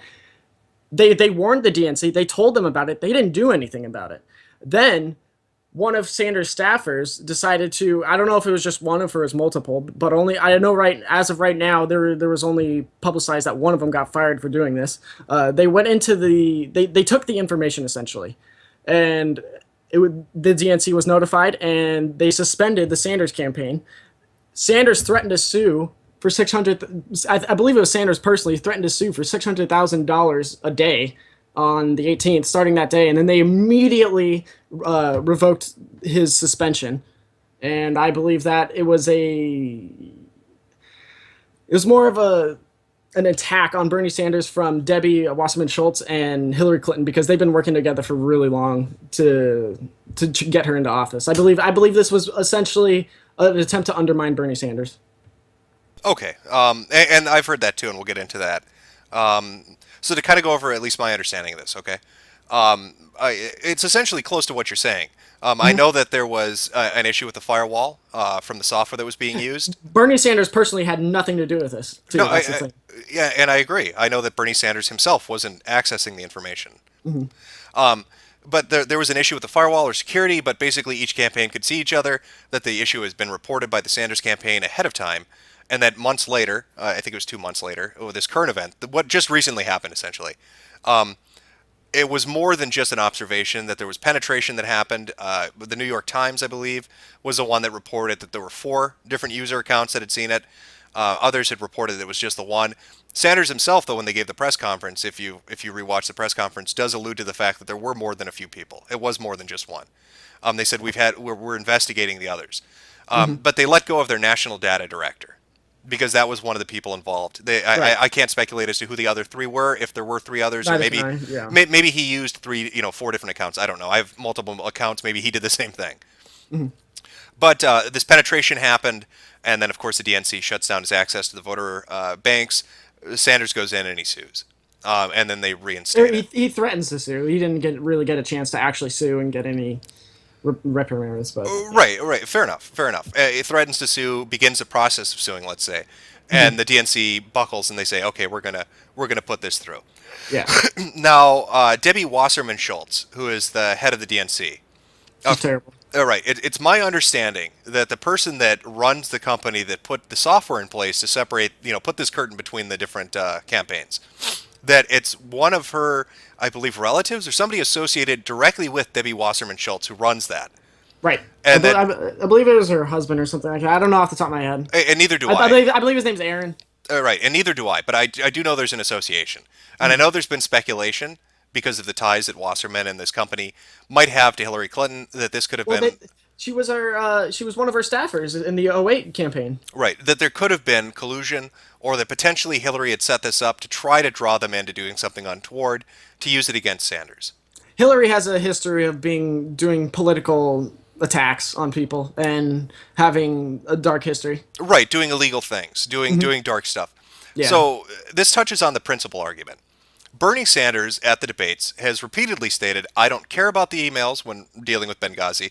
They're not interesting to me. They're not important. Let's talk about something else. They're not relevant to him. But here's my thing. If he's so principled, here Hillary has done essentially an underhanded, dirty, illegal thing, potentially. And in regards to the emails, in regards to Benghazi, she would have done something illegal, underhanded, and dirty. So why is it that, I mean, this doesn't seem principled to me. Sanders cares about it when it directly affects him, but when it doesn't directly affect him, he doesn't care. If she was such a terrible candidate with this dark baggage, why didn't he go after her for it? Because he's trying to disassociate from her completely. How is he associated with the email scandal of Benghazi? He's not. So then why wouldn't he go after her about it? Because it's not related to his campaign and what he's trying to talk about. He's principled, right? He doesn't believe in illegal things, I would suppose? Wait, what do you mean? Bernie Sanders is a principled man. He doesn't believe in illegal acts. Bernie Sanders wouldn't do something illegal, would he? I can't say he wouldn't, but he Well, I hasn't. mean, from your perspective, you believe he's principled, right? That he's a good guy, that he wouldn't do something illegal? I believe he's principled, yes. Okay, fair enough. I'm not saying that I would never go out and say that somebody wouldn't do something illegal or they wouldn't do that, because you can't determine somebody just by word of mouth. You have to go through their history and what they've done as a person to be able to determine something like that. Fair enough. But don't you think it's a bit... See, it comes off to me like, again, unless it affects Bernie directly, he doesn't give a shit. So here's Hillary, who did something that people really want fucking answers to with this email thing in Benghazi. She's been dancing around the issue. She's been just dodging it left and right. Here's his chance to come in and say, hey, you know what? I'm a principled guy. I wouldn't do something like this. I think it's wrong. But he doesn't go after her for it. But now that she does something similar, she does something underhanded with technology through a tech company, he does care because it directly affects him. How is that principled? He cares when it affects him, but he doesn't when it doesn't affect him. Because when he started this campaign, he said it was not going to be an attack campaign. He did not want to just spend his campaign money on attacking other candidates. He said that from the beginning. But now that he's been brought into it, somebody essentially attacked him. They tried to shut him down. They tried to strong arm him, and he's been effectively brought into it. Okay, but this is where my fear. This is one of my concerns, I should say, with Sanders. Is it seems like he has these policy plans that affect other people, and he thinks they're good because they don't affect him. Just like the emails didn't affect him, so it wasn't an issue. But the moment that it does affect him, it suddenly is an issue. So here he wants to institute these different economic policies, the different educational and governmental policies that affect other people, but because they don't directly affect him as a person or his campaign or his presidency, he doesn't care. Well, because this was an attempt to shut his campaign down. That's why he's pissed. Well, you don't think he should be pissed that somebody who was in a position that Hillary Clinton was in might have done something that... I mean, you don't think that this Benghazi thing might be important? It's not his business, and it's up to the voters to decide who they want as president. Oh, we're gonna have to disagree. I think you might be... That's fair enough. We've got to kind of be a little tight on time here. Right. You know, God, there were other things I wanted to get into, but I think it's been fairly okay. I mean, we touched on a few different things. Is there anything particularly you wanted to bring up? I think there's something important to say, that the more you talk about people like Hillary Clinton and Donald Trump and things like that, it just gives them more airtime. It gives them more potential to be appealing to those types of people that want to be appealed to, if you know what I'm saying. No, I don't. What types of people? The people that vote for Donald Trump and Hillary Clinton, those types of people. When they just hear about these kind of scandals and things going on, and they just hearing facts and things like that doesn't necessarily dissuade them from wanting to vote them. It just encourages them to vote for them even more. Just look at Donald Trump. He's received so much fire. Same with Hillary Clinton. They've received so much fire for the things that they've done. But what is the only outcome that's happened? They've gained more voters. They've gained more attention in the media. Okay. Is there anything in particular? Because I'm going to kind of start to wrap this up a little bit. Before I give you the last word, is there anything in particular that we didn't get to touch on that you really thought we should? Is there anything in particular, one subject, that you really wanted to bring up? I just think that people should give Bernie a chance to talk about the issues, and if you have certain things that you're questioning about, try to reach out to him and talk to him about things so he can talk about them, and so he can get detailed about the things that we were talking about earlier, like how he would propose to pay for things with our taxes after the 90% marginal tax and things like that. I think people should attempt to reach out and talk to him more, because he's one of the most personable politicians and presidential candidates out there right now. I think he's one of the most... he's capable of being influenced by the people like you and me. Okay. How would... So you want more people to interact with them. What would you say is the best way to do that? How would be the best way for me as just your typical voter or interested voter to get a hold of Bernie Sanders, or to get him to at least look at something I'm concerned about or maybe answer it? What's the best way to reach out? Social media and attending his rallies and attending things like that, because he does talk to the people there. Kyle, what I'm saying, Kyle, is I'm giving you a chance to pitch a particular community. Is there a particular website that's good to go to? Would you recommend Twitter, Facebook, there's all of them, like all the typical social media sites that you would use. Okay, all right, fair enough. We're gonna close this up here. I'll give you a minute here. Give us your final thoughts on Bernie Sanders. Take a minute and tell me, address the people watching. Why do you think somebody should vote for Bernie Sanders?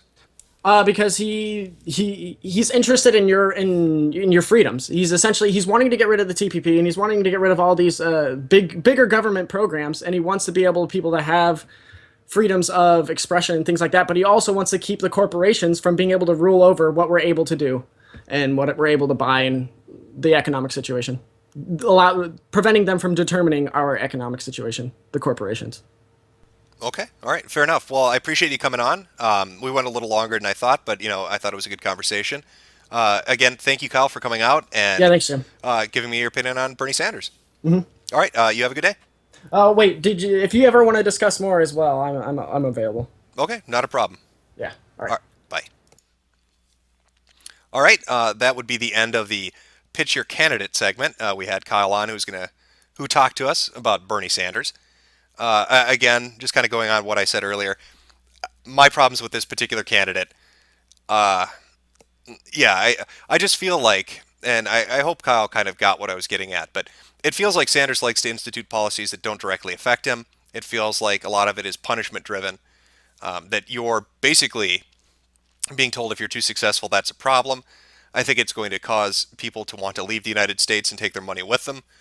I think that's going to have an impact on the economy. In regards to his College for All Act, it's not just paid by the Robin Hood tax rate. It's not just the rich people paying for it. It's distributed amongst us all. All the taxpayers, all 120 million of you, are going to be shelling out between $250 to $300 per year. If it's a per year thing, I don't know, but you're definitely going to be paying for it. 33 billion is offset onto the states. So unless Bernie wants to dictate to the states how they spend their money and go through all of their books and decide what programs get cut, more than likely it means you're going to be paying more in taxes. Now, we didn't get a chance to kind of touch on Black Lives Matters. I would have liked to have gotten to that, but we ran out of time. We talked a little bit too about DNC Chairman Debbie Wasserman Schultz and the shenanigans that have been going on with the DNC. But anybody in the audience, if you've got a candidate for the next one, feel free to pitch them. I'd like to try to get somebody on the right, maybe a Rubio supporter, or a Cruz supporter, or a Chris Christie supporter would be great. Or who was the woman who ate dog biscuits? I can't remember what her name is. But I'd love to get somebody on to explain to me how eating dog food is going to save the country, because that was phenomenal. All right, so we're moving on from that. I would like to talk. Again, this is running long, so we've really only got a half an hour left here, but I would like to talk about Jeb, about good old Jeb Bush and his disastrous political campaign. Now, this is a man who's got $100 million in super PAC money, and I believe 20 to 25 million earned on his own. I had the exact figure earlier, but I've lost it at this point because I was kind of looking through different charts and graphs. But he is by far the most bankrolled candidate out there right now. He's above Hillary Clinton. He's above Donald Trump. He's above all of them as far as the money being put into his campaign is concerned. $130 million. And currently he has between 3 to 5% of the vote. 3 to 5% of potential voters are interested in him. When you look at all the different polling that's been done over the last couple of months, his money has bought him nothing. Now, how depressing is that? Imagine yourself as Jeb Bush. Your father has been president. Your half-retarded brother has been president. And you've got $130 million to put you into the White House. And you can't get more than, I believe Rand Paul has 3% right now. You can't get more than Rand Paul, who has like a tenth of the money that you have. The guac man is doing real bad right now.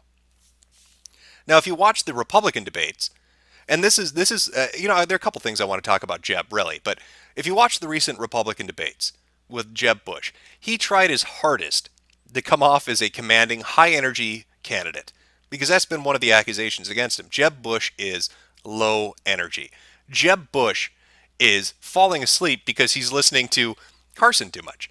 He Dr. Ambien over there is putting him to bed. So he tried to kind of, straighten his back up, puff out his chest, and he went after Donald Trump a little bit. And it ended disastrously. As Trump had put it, I'm at 42%. You're at 3%. Jeb had tried to say, you can't insult your way into the White House. Well, the polling would disagree with you, Jeb. It seems like you very much can do that, or at least you can insult your way into beating Jeb Bush in an electoral race. It did not work out well for him. In fact, if you look at, repeatedly, all the debates that he's been at, he is always awkwardly standing there, unable to get his points across. People say that he is the most informed. I was looking at news reports about his donors. His donors talking about why they supported him still, the money they'd given. I believe George Bush just yesterday or the day before had gone out and talked to his donor base saying, don't worry, guys, Jeb's doing okay. And some of the donors had said, oh, we believe he's the most adult person on the stage. He's the most mature person that's in the field. They were very impressed with how mature an adult Jeb Bush was. Well, that's great. His maturity sure is worth $130 million in 3% of the polls. But he cannot. There's no connection. Jeb Bush just isn't able to connect with anybody. He can't get interested voters to pay attention. He can't get the Republican base to pay attention. The media pretty much ignores him. He's the incredibly shrinking man. He diminishes every single day. He gets smaller and smaller and smaller because he doesn't have a presence. He's not very commanding. And every time he does try to be commanding, pardon me, every time he does try to be commanding, it backfires on him. If you saw when he tried to get Trump to apologize for a comment that he said he made about his wife, Trump refused. When he tried to directly attack Trump and say, you can't insult your way, you'd be terrible, he got smacked around. He got smacked around to the point where it's almost cringe-inducing. You almost feel bad for Jeb Bush. And yet he persists. If you want a real laugh, go look at Jeb Bush's Twitter account. In fact, let's talk about Jeb Bush's social media presence, because I think this is kind of interesting. If you go look at Jeb Bush's YouTube, his official YouTube page right now, because we're talking, we're in the age of social media. I don't think anybody can dismiss the fact that Obama and the Democrats really utilize social media pretty effectively to get into the White House. So it's a key component. It's a big cornerstone of any modern campaign. You need to have a good social media presence. So let's see what Jeb Bush's social media presence looks like. Now, if you're listening to this, I want you just to take a moment and go to Jeb Bush's official YouTube page. I want you to click on the video tab, and I want you to set it to most popular, and tell me what you see, because this is what I see when I do that. The only popular videos on Jeb Bush's social media account, his YouTube page, are Donald Trump videos. If a video has Donald Trump's picture in it, or if a video has Donald Trump's name in it, it gets hundreds of thousands of views. But if it's just Jeb Bush, if it's him talking about policy, or if it's a new TV ad, or if it's anything just related to him, it gets thousands of views. Jeb Bush only gets views on his YouTube page when he's talking about other people that aren't Jeb Bush. That is how uninteresting Jeb Bush is. People go to his YouTube page to watch shit about other people because they can't stand Jeb Bush himself. And I think what really encapsulates this, if you go to his Twitter account, there's a New Hampshire town hall that he's talking about, that he's going to go to. And it really kind of, it sums it up. It sums up the kind of feeling about Jeb Bush. Here he is in the middle of this I don't know what it is, a warehouse. And kind of a crescent moon shape around him, a semicircle around him. You've got a bunch of people gathered, and they're Jeb Bush's. He's standing in the middle. They're all half-circled around him. And directly behind him is a fucking Abrams tank with its barrel, its gigantic barrel. And it looks, from the perspective, it looks like the barrel is going right over Jeb Bush's shoulder. Is pointed directly at the audience. And I think that really sums it up. Jeb Bush needs to put a fucking tank cannon facing at an audience to get them to sit through one of his speeches. That is how uninteresting Jeb Bush is. It looks like the only way he can have a captive audience is by literally having a captive audience. It looks like he's holding them hostage. Every single thing he does related to social media always backfires. His presence on the web is utterly disastrous. If you want a better example of that, I would say go to his website, but if you go to jebbush.com, that's not even his domain. I believe it's jeb2016.com is his domain. Jeb Bush has been taken by somebody else, and that's real entertaining. If you want to swing by that one and take a look at the messages that have been put up about Jeb Bush, knock yourself out. But if you go to his actual official website, you can go and buy a guacamole bowl. This is where he gets his loving nickname Guacman from. A $75 guacamole bowl that you could get on Amazon for $20. Because that's how disconnected the people and Jeb Bush's social media machine are. They don't understand that people can easily look up information, that they can easily go to another web page, that they can open another tab. So I'm going to donate $75 to get a fucking guacamole bowl and Jeb's guac recipe, and I could just go to Amazon and get the same fucking thing for $20.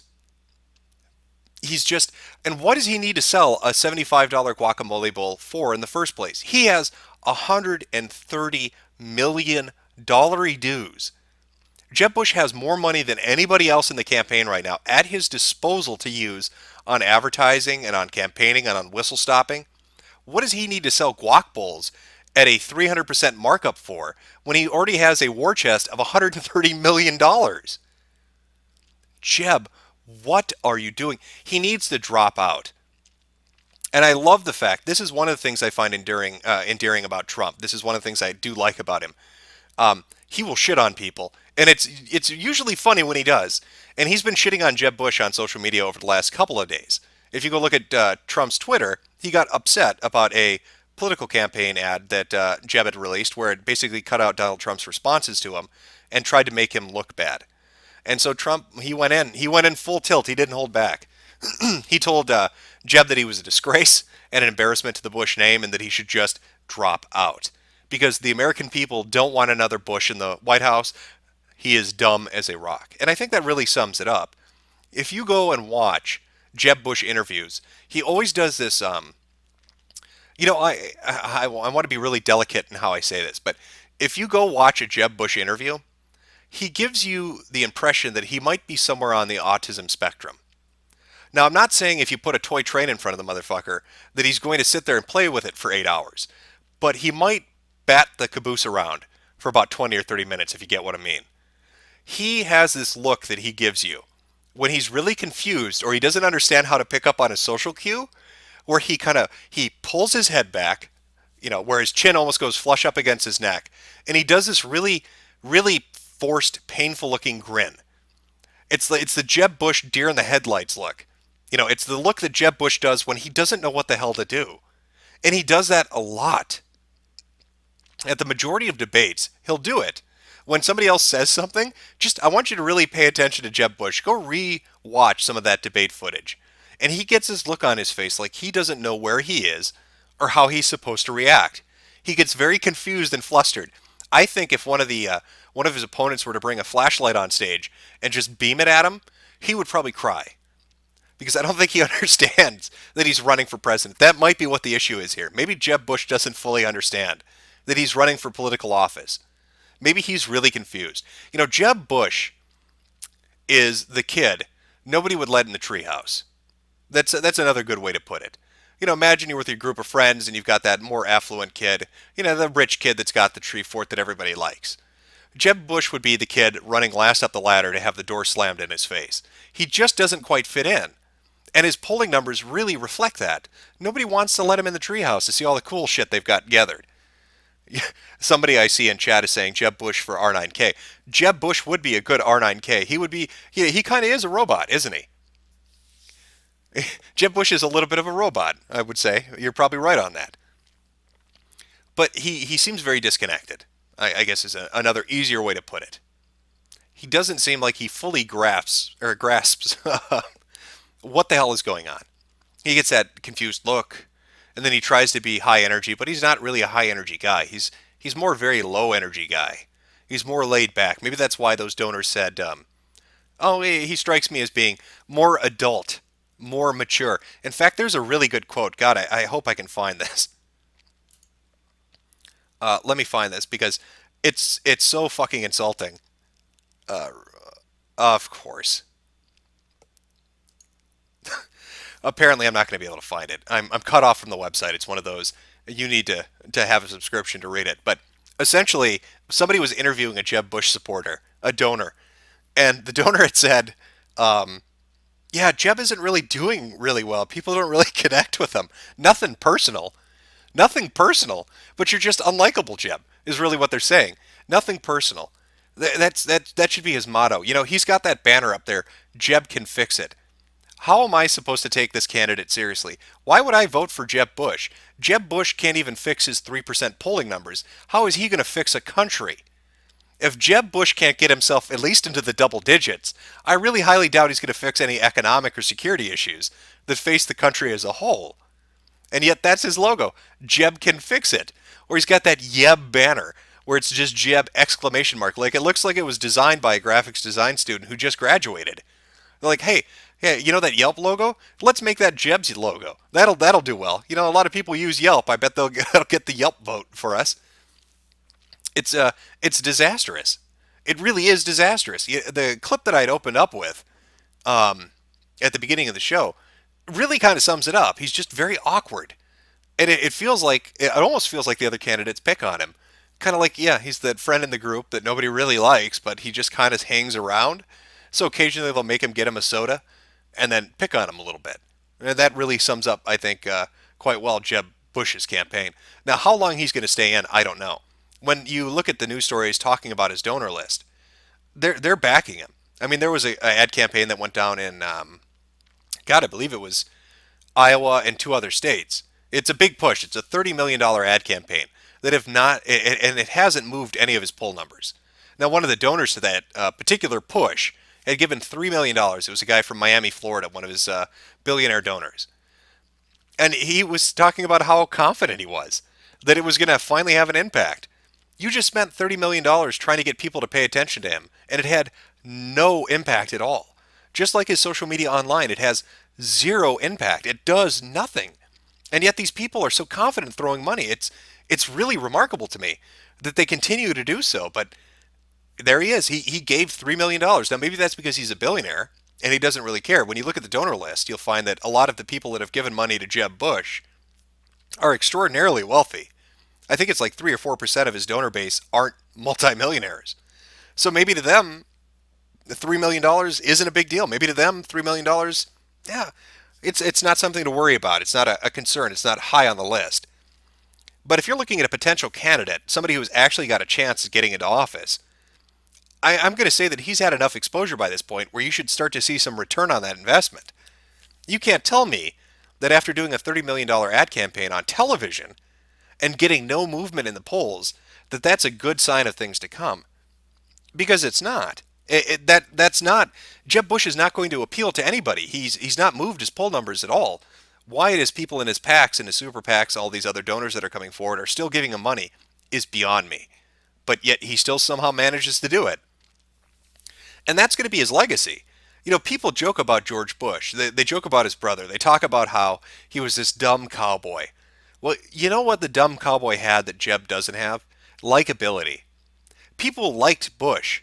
Now, they thought he was stupid as pig shit, but they thought he was a guy that was somebody they could sit down and have a beer with. He was a guy that they could talk with, even if they had to talk very slowly.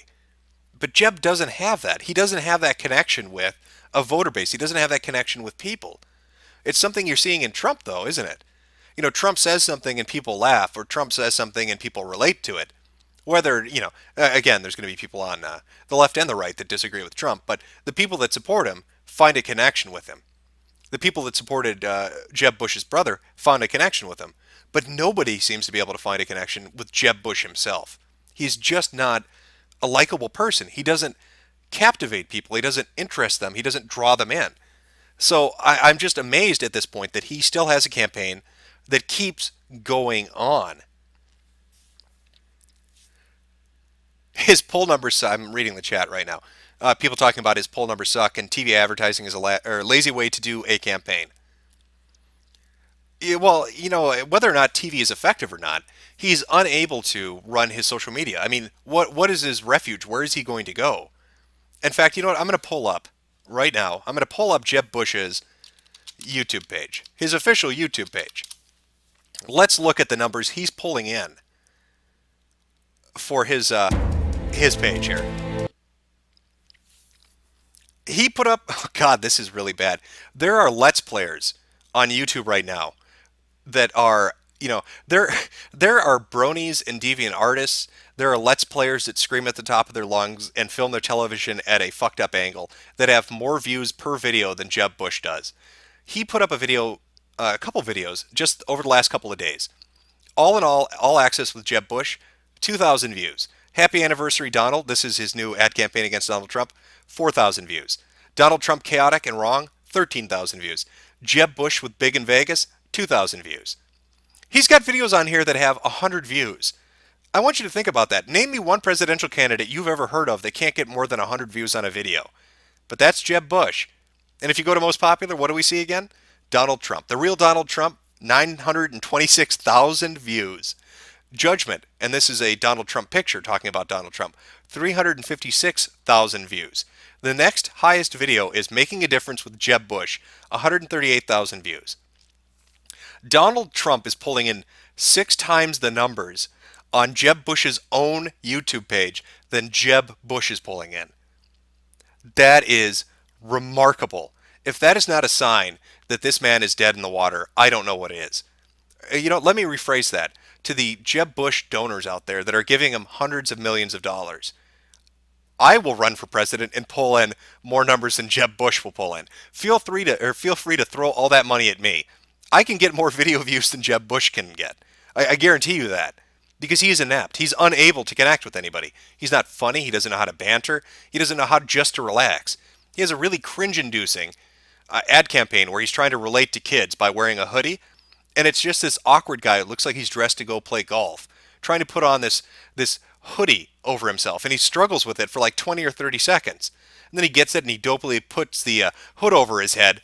And he acts like a skit out of a fucking TV drama. It doesn't connect with anybody. And yet he persists. He continues to do that. Now that's Jeb Bush's YouTube page. Yeah, I want to investigate his digital footprint, let's say. Now, I don't know what his metrics are on his website. I can only speculate. But if you look at Twitter, he's got 400,000 followers. Compare that to Donald Trump, who has 5.4 million, or Hillary Clinton, who has 4.9 million. I think even Bernie Sanders has more followers on Twitter than Jeb Bush does.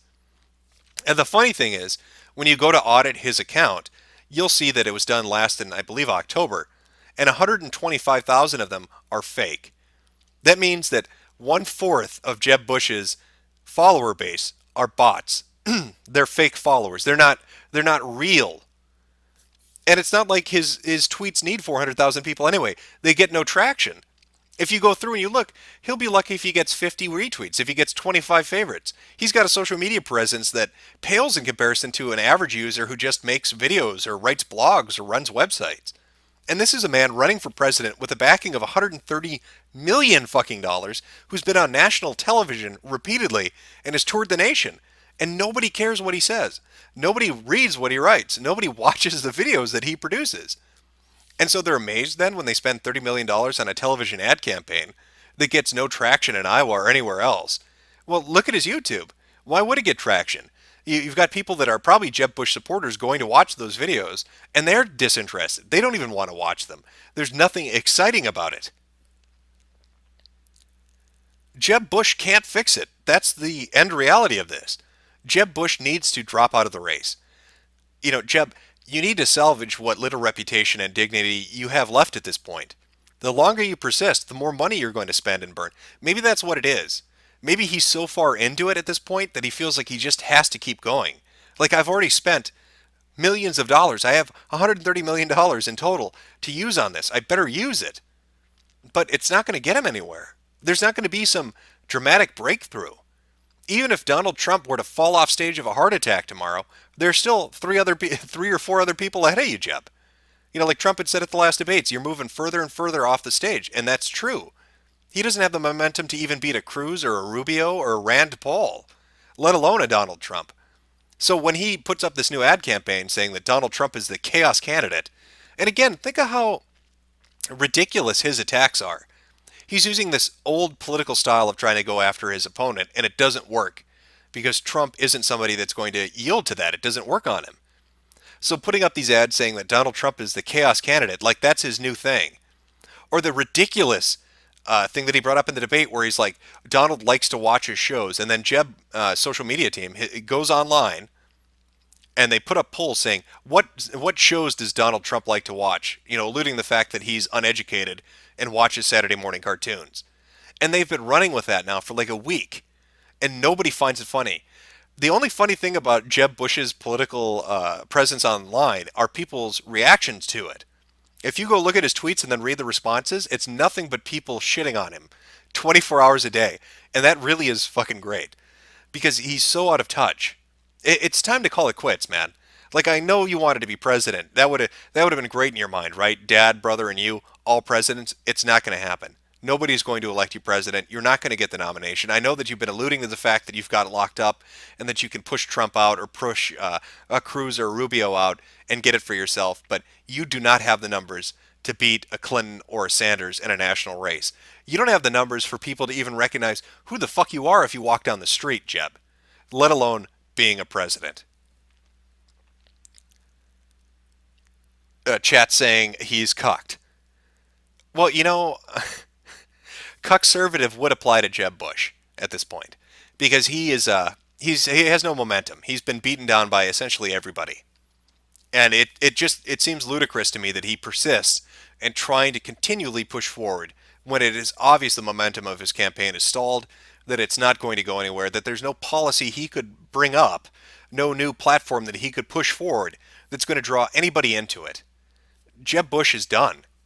Jeb Bush should just walk away and say sorry to the people that have given him millions upon millions upon millions of dollars. Maybe it's a competition thing.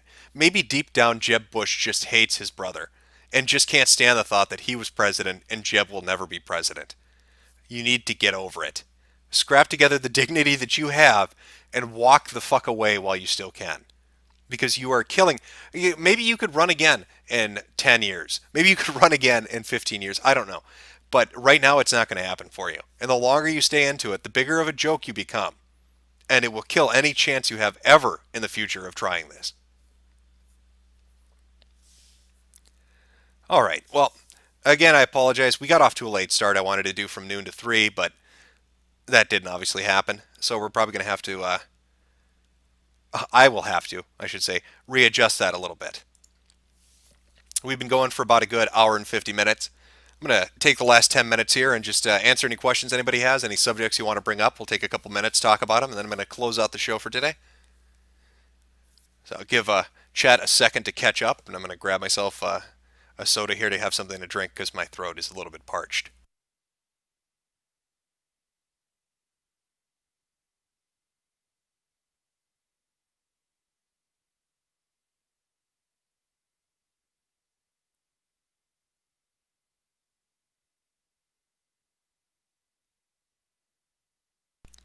I see somebody bringing up in the stream that Jeb Bush is 62 years old. I don't actually know the official age of Jeb Bush. I don't know how old Jeb Bush is.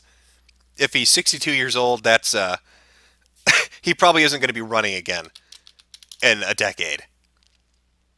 Wow, he is. He's 62 years old. I will say Jeb has that going for him. He does not look like he is 62 years old. He looks like a guy in his 40s or 50s.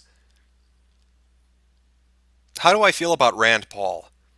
I think that Rand Paul probably isn't going to get anywhere. Let's be honest. Rand Paul's dead in the water just like Jeb Bush is dead in the water. There's really no point in talking about it. And Rand has kind of flip-flopped on some issues that give me concern about how he would be as a president. But Rand's done. Rand is done. Jeb is done. Really, the field you're looking at on the Republican side is Trump, Cruz, and Rubio. And I don't know about Dog Biscuit Lady. After watching that ad, she might as well just quit too.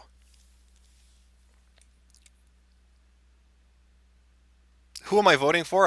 Like I said when I was talking with Kyle during our discussion about Bernie Sanders, none of the political options really appeal to me. I'm not voting for any of them. I find there are none of the candidates that line up with my views. All of them have issues. I find Trump the most entertaining of them all, and I like that he has the attitude of being able to say whatever he wants, and I like that he doesn't play by the political rule set that's been in place now for decades. I find that entertaining, almost charming. But his stance on surveillance, on the NSA, stuff like that, is just a deal breaker for me.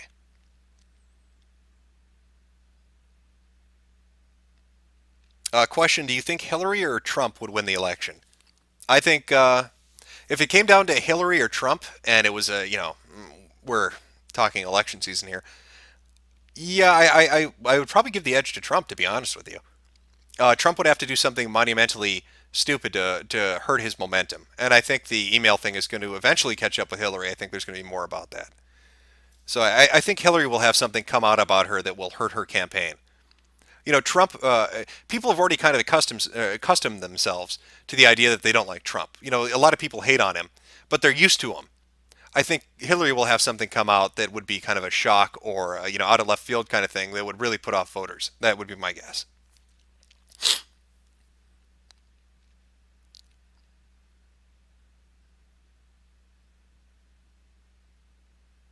Talk about the failed vetting of Muslim terrorists.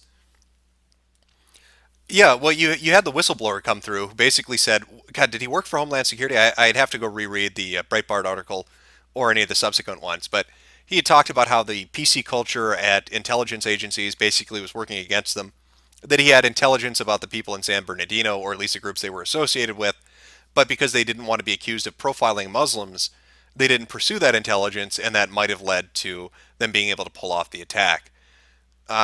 Again, it seems ridiculous to me that we've set up this almost totalitarian surveillance state where everybody's emails are being looked through, where all this information is being parsed through, and then when it comes to actual terrorists, they don't use the information to pursue it. What the hell's the point then? Why are you reading through my emails if you're not going to look at theirs? And if you have information that they're a terrorist, if they're involved in something, why is the politically correct mindset even influencing intelligence gathering or analysis?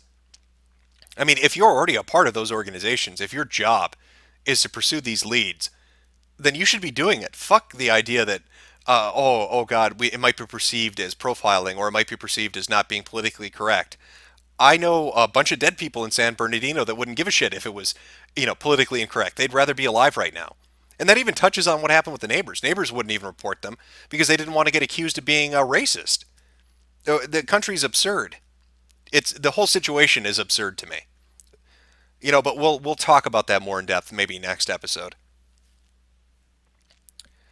All right, let me finish it off here. Grab a good question.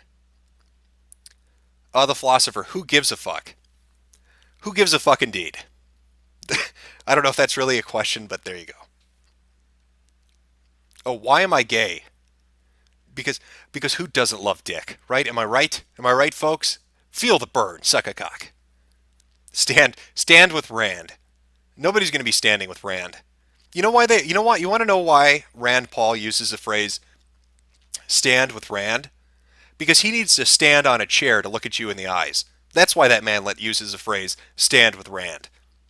Because if he were to sit down, he would fucking disappear. It'd be like Gulliver's Tales. He would just fade out of existence. Somebody would be like, "Oh my God, did I just stumble over a gnome? Are mystical creatures real?" Oh no, that was Rand Paul. I tripped over Rand Paul. Sorry, everybody. It wasn't a gnome. That's why they use stand with Rand. Thoughts on Bayonetta and Smash? I don't play Smash right now, so it's cool they added the character though, and that's not really political. All right. Well, this has gone on long enough, I believe. The next week, I'm going to actually show up at noon, fingers crossed, and go to 3 o'clock. Again, if you have a political candidate you want to come on and pitch, like Kyle pitched Bernie Sanders, feel free to do it. Again, I want to try to get somebody from the other side, so a Rubio or a Cruz or a Chris Christie supporter, whatever. You can contact me on Twitter and I'll bring you on. We'll do a conversation. I'll give you an hour of time, and we'll go over the talking points of the candidate and talk about their positions and your beliefs in them. Well, that'll do it for the first episode of Metocast. I hope you guys found it entertaining. I hope you liked it. Have a good one.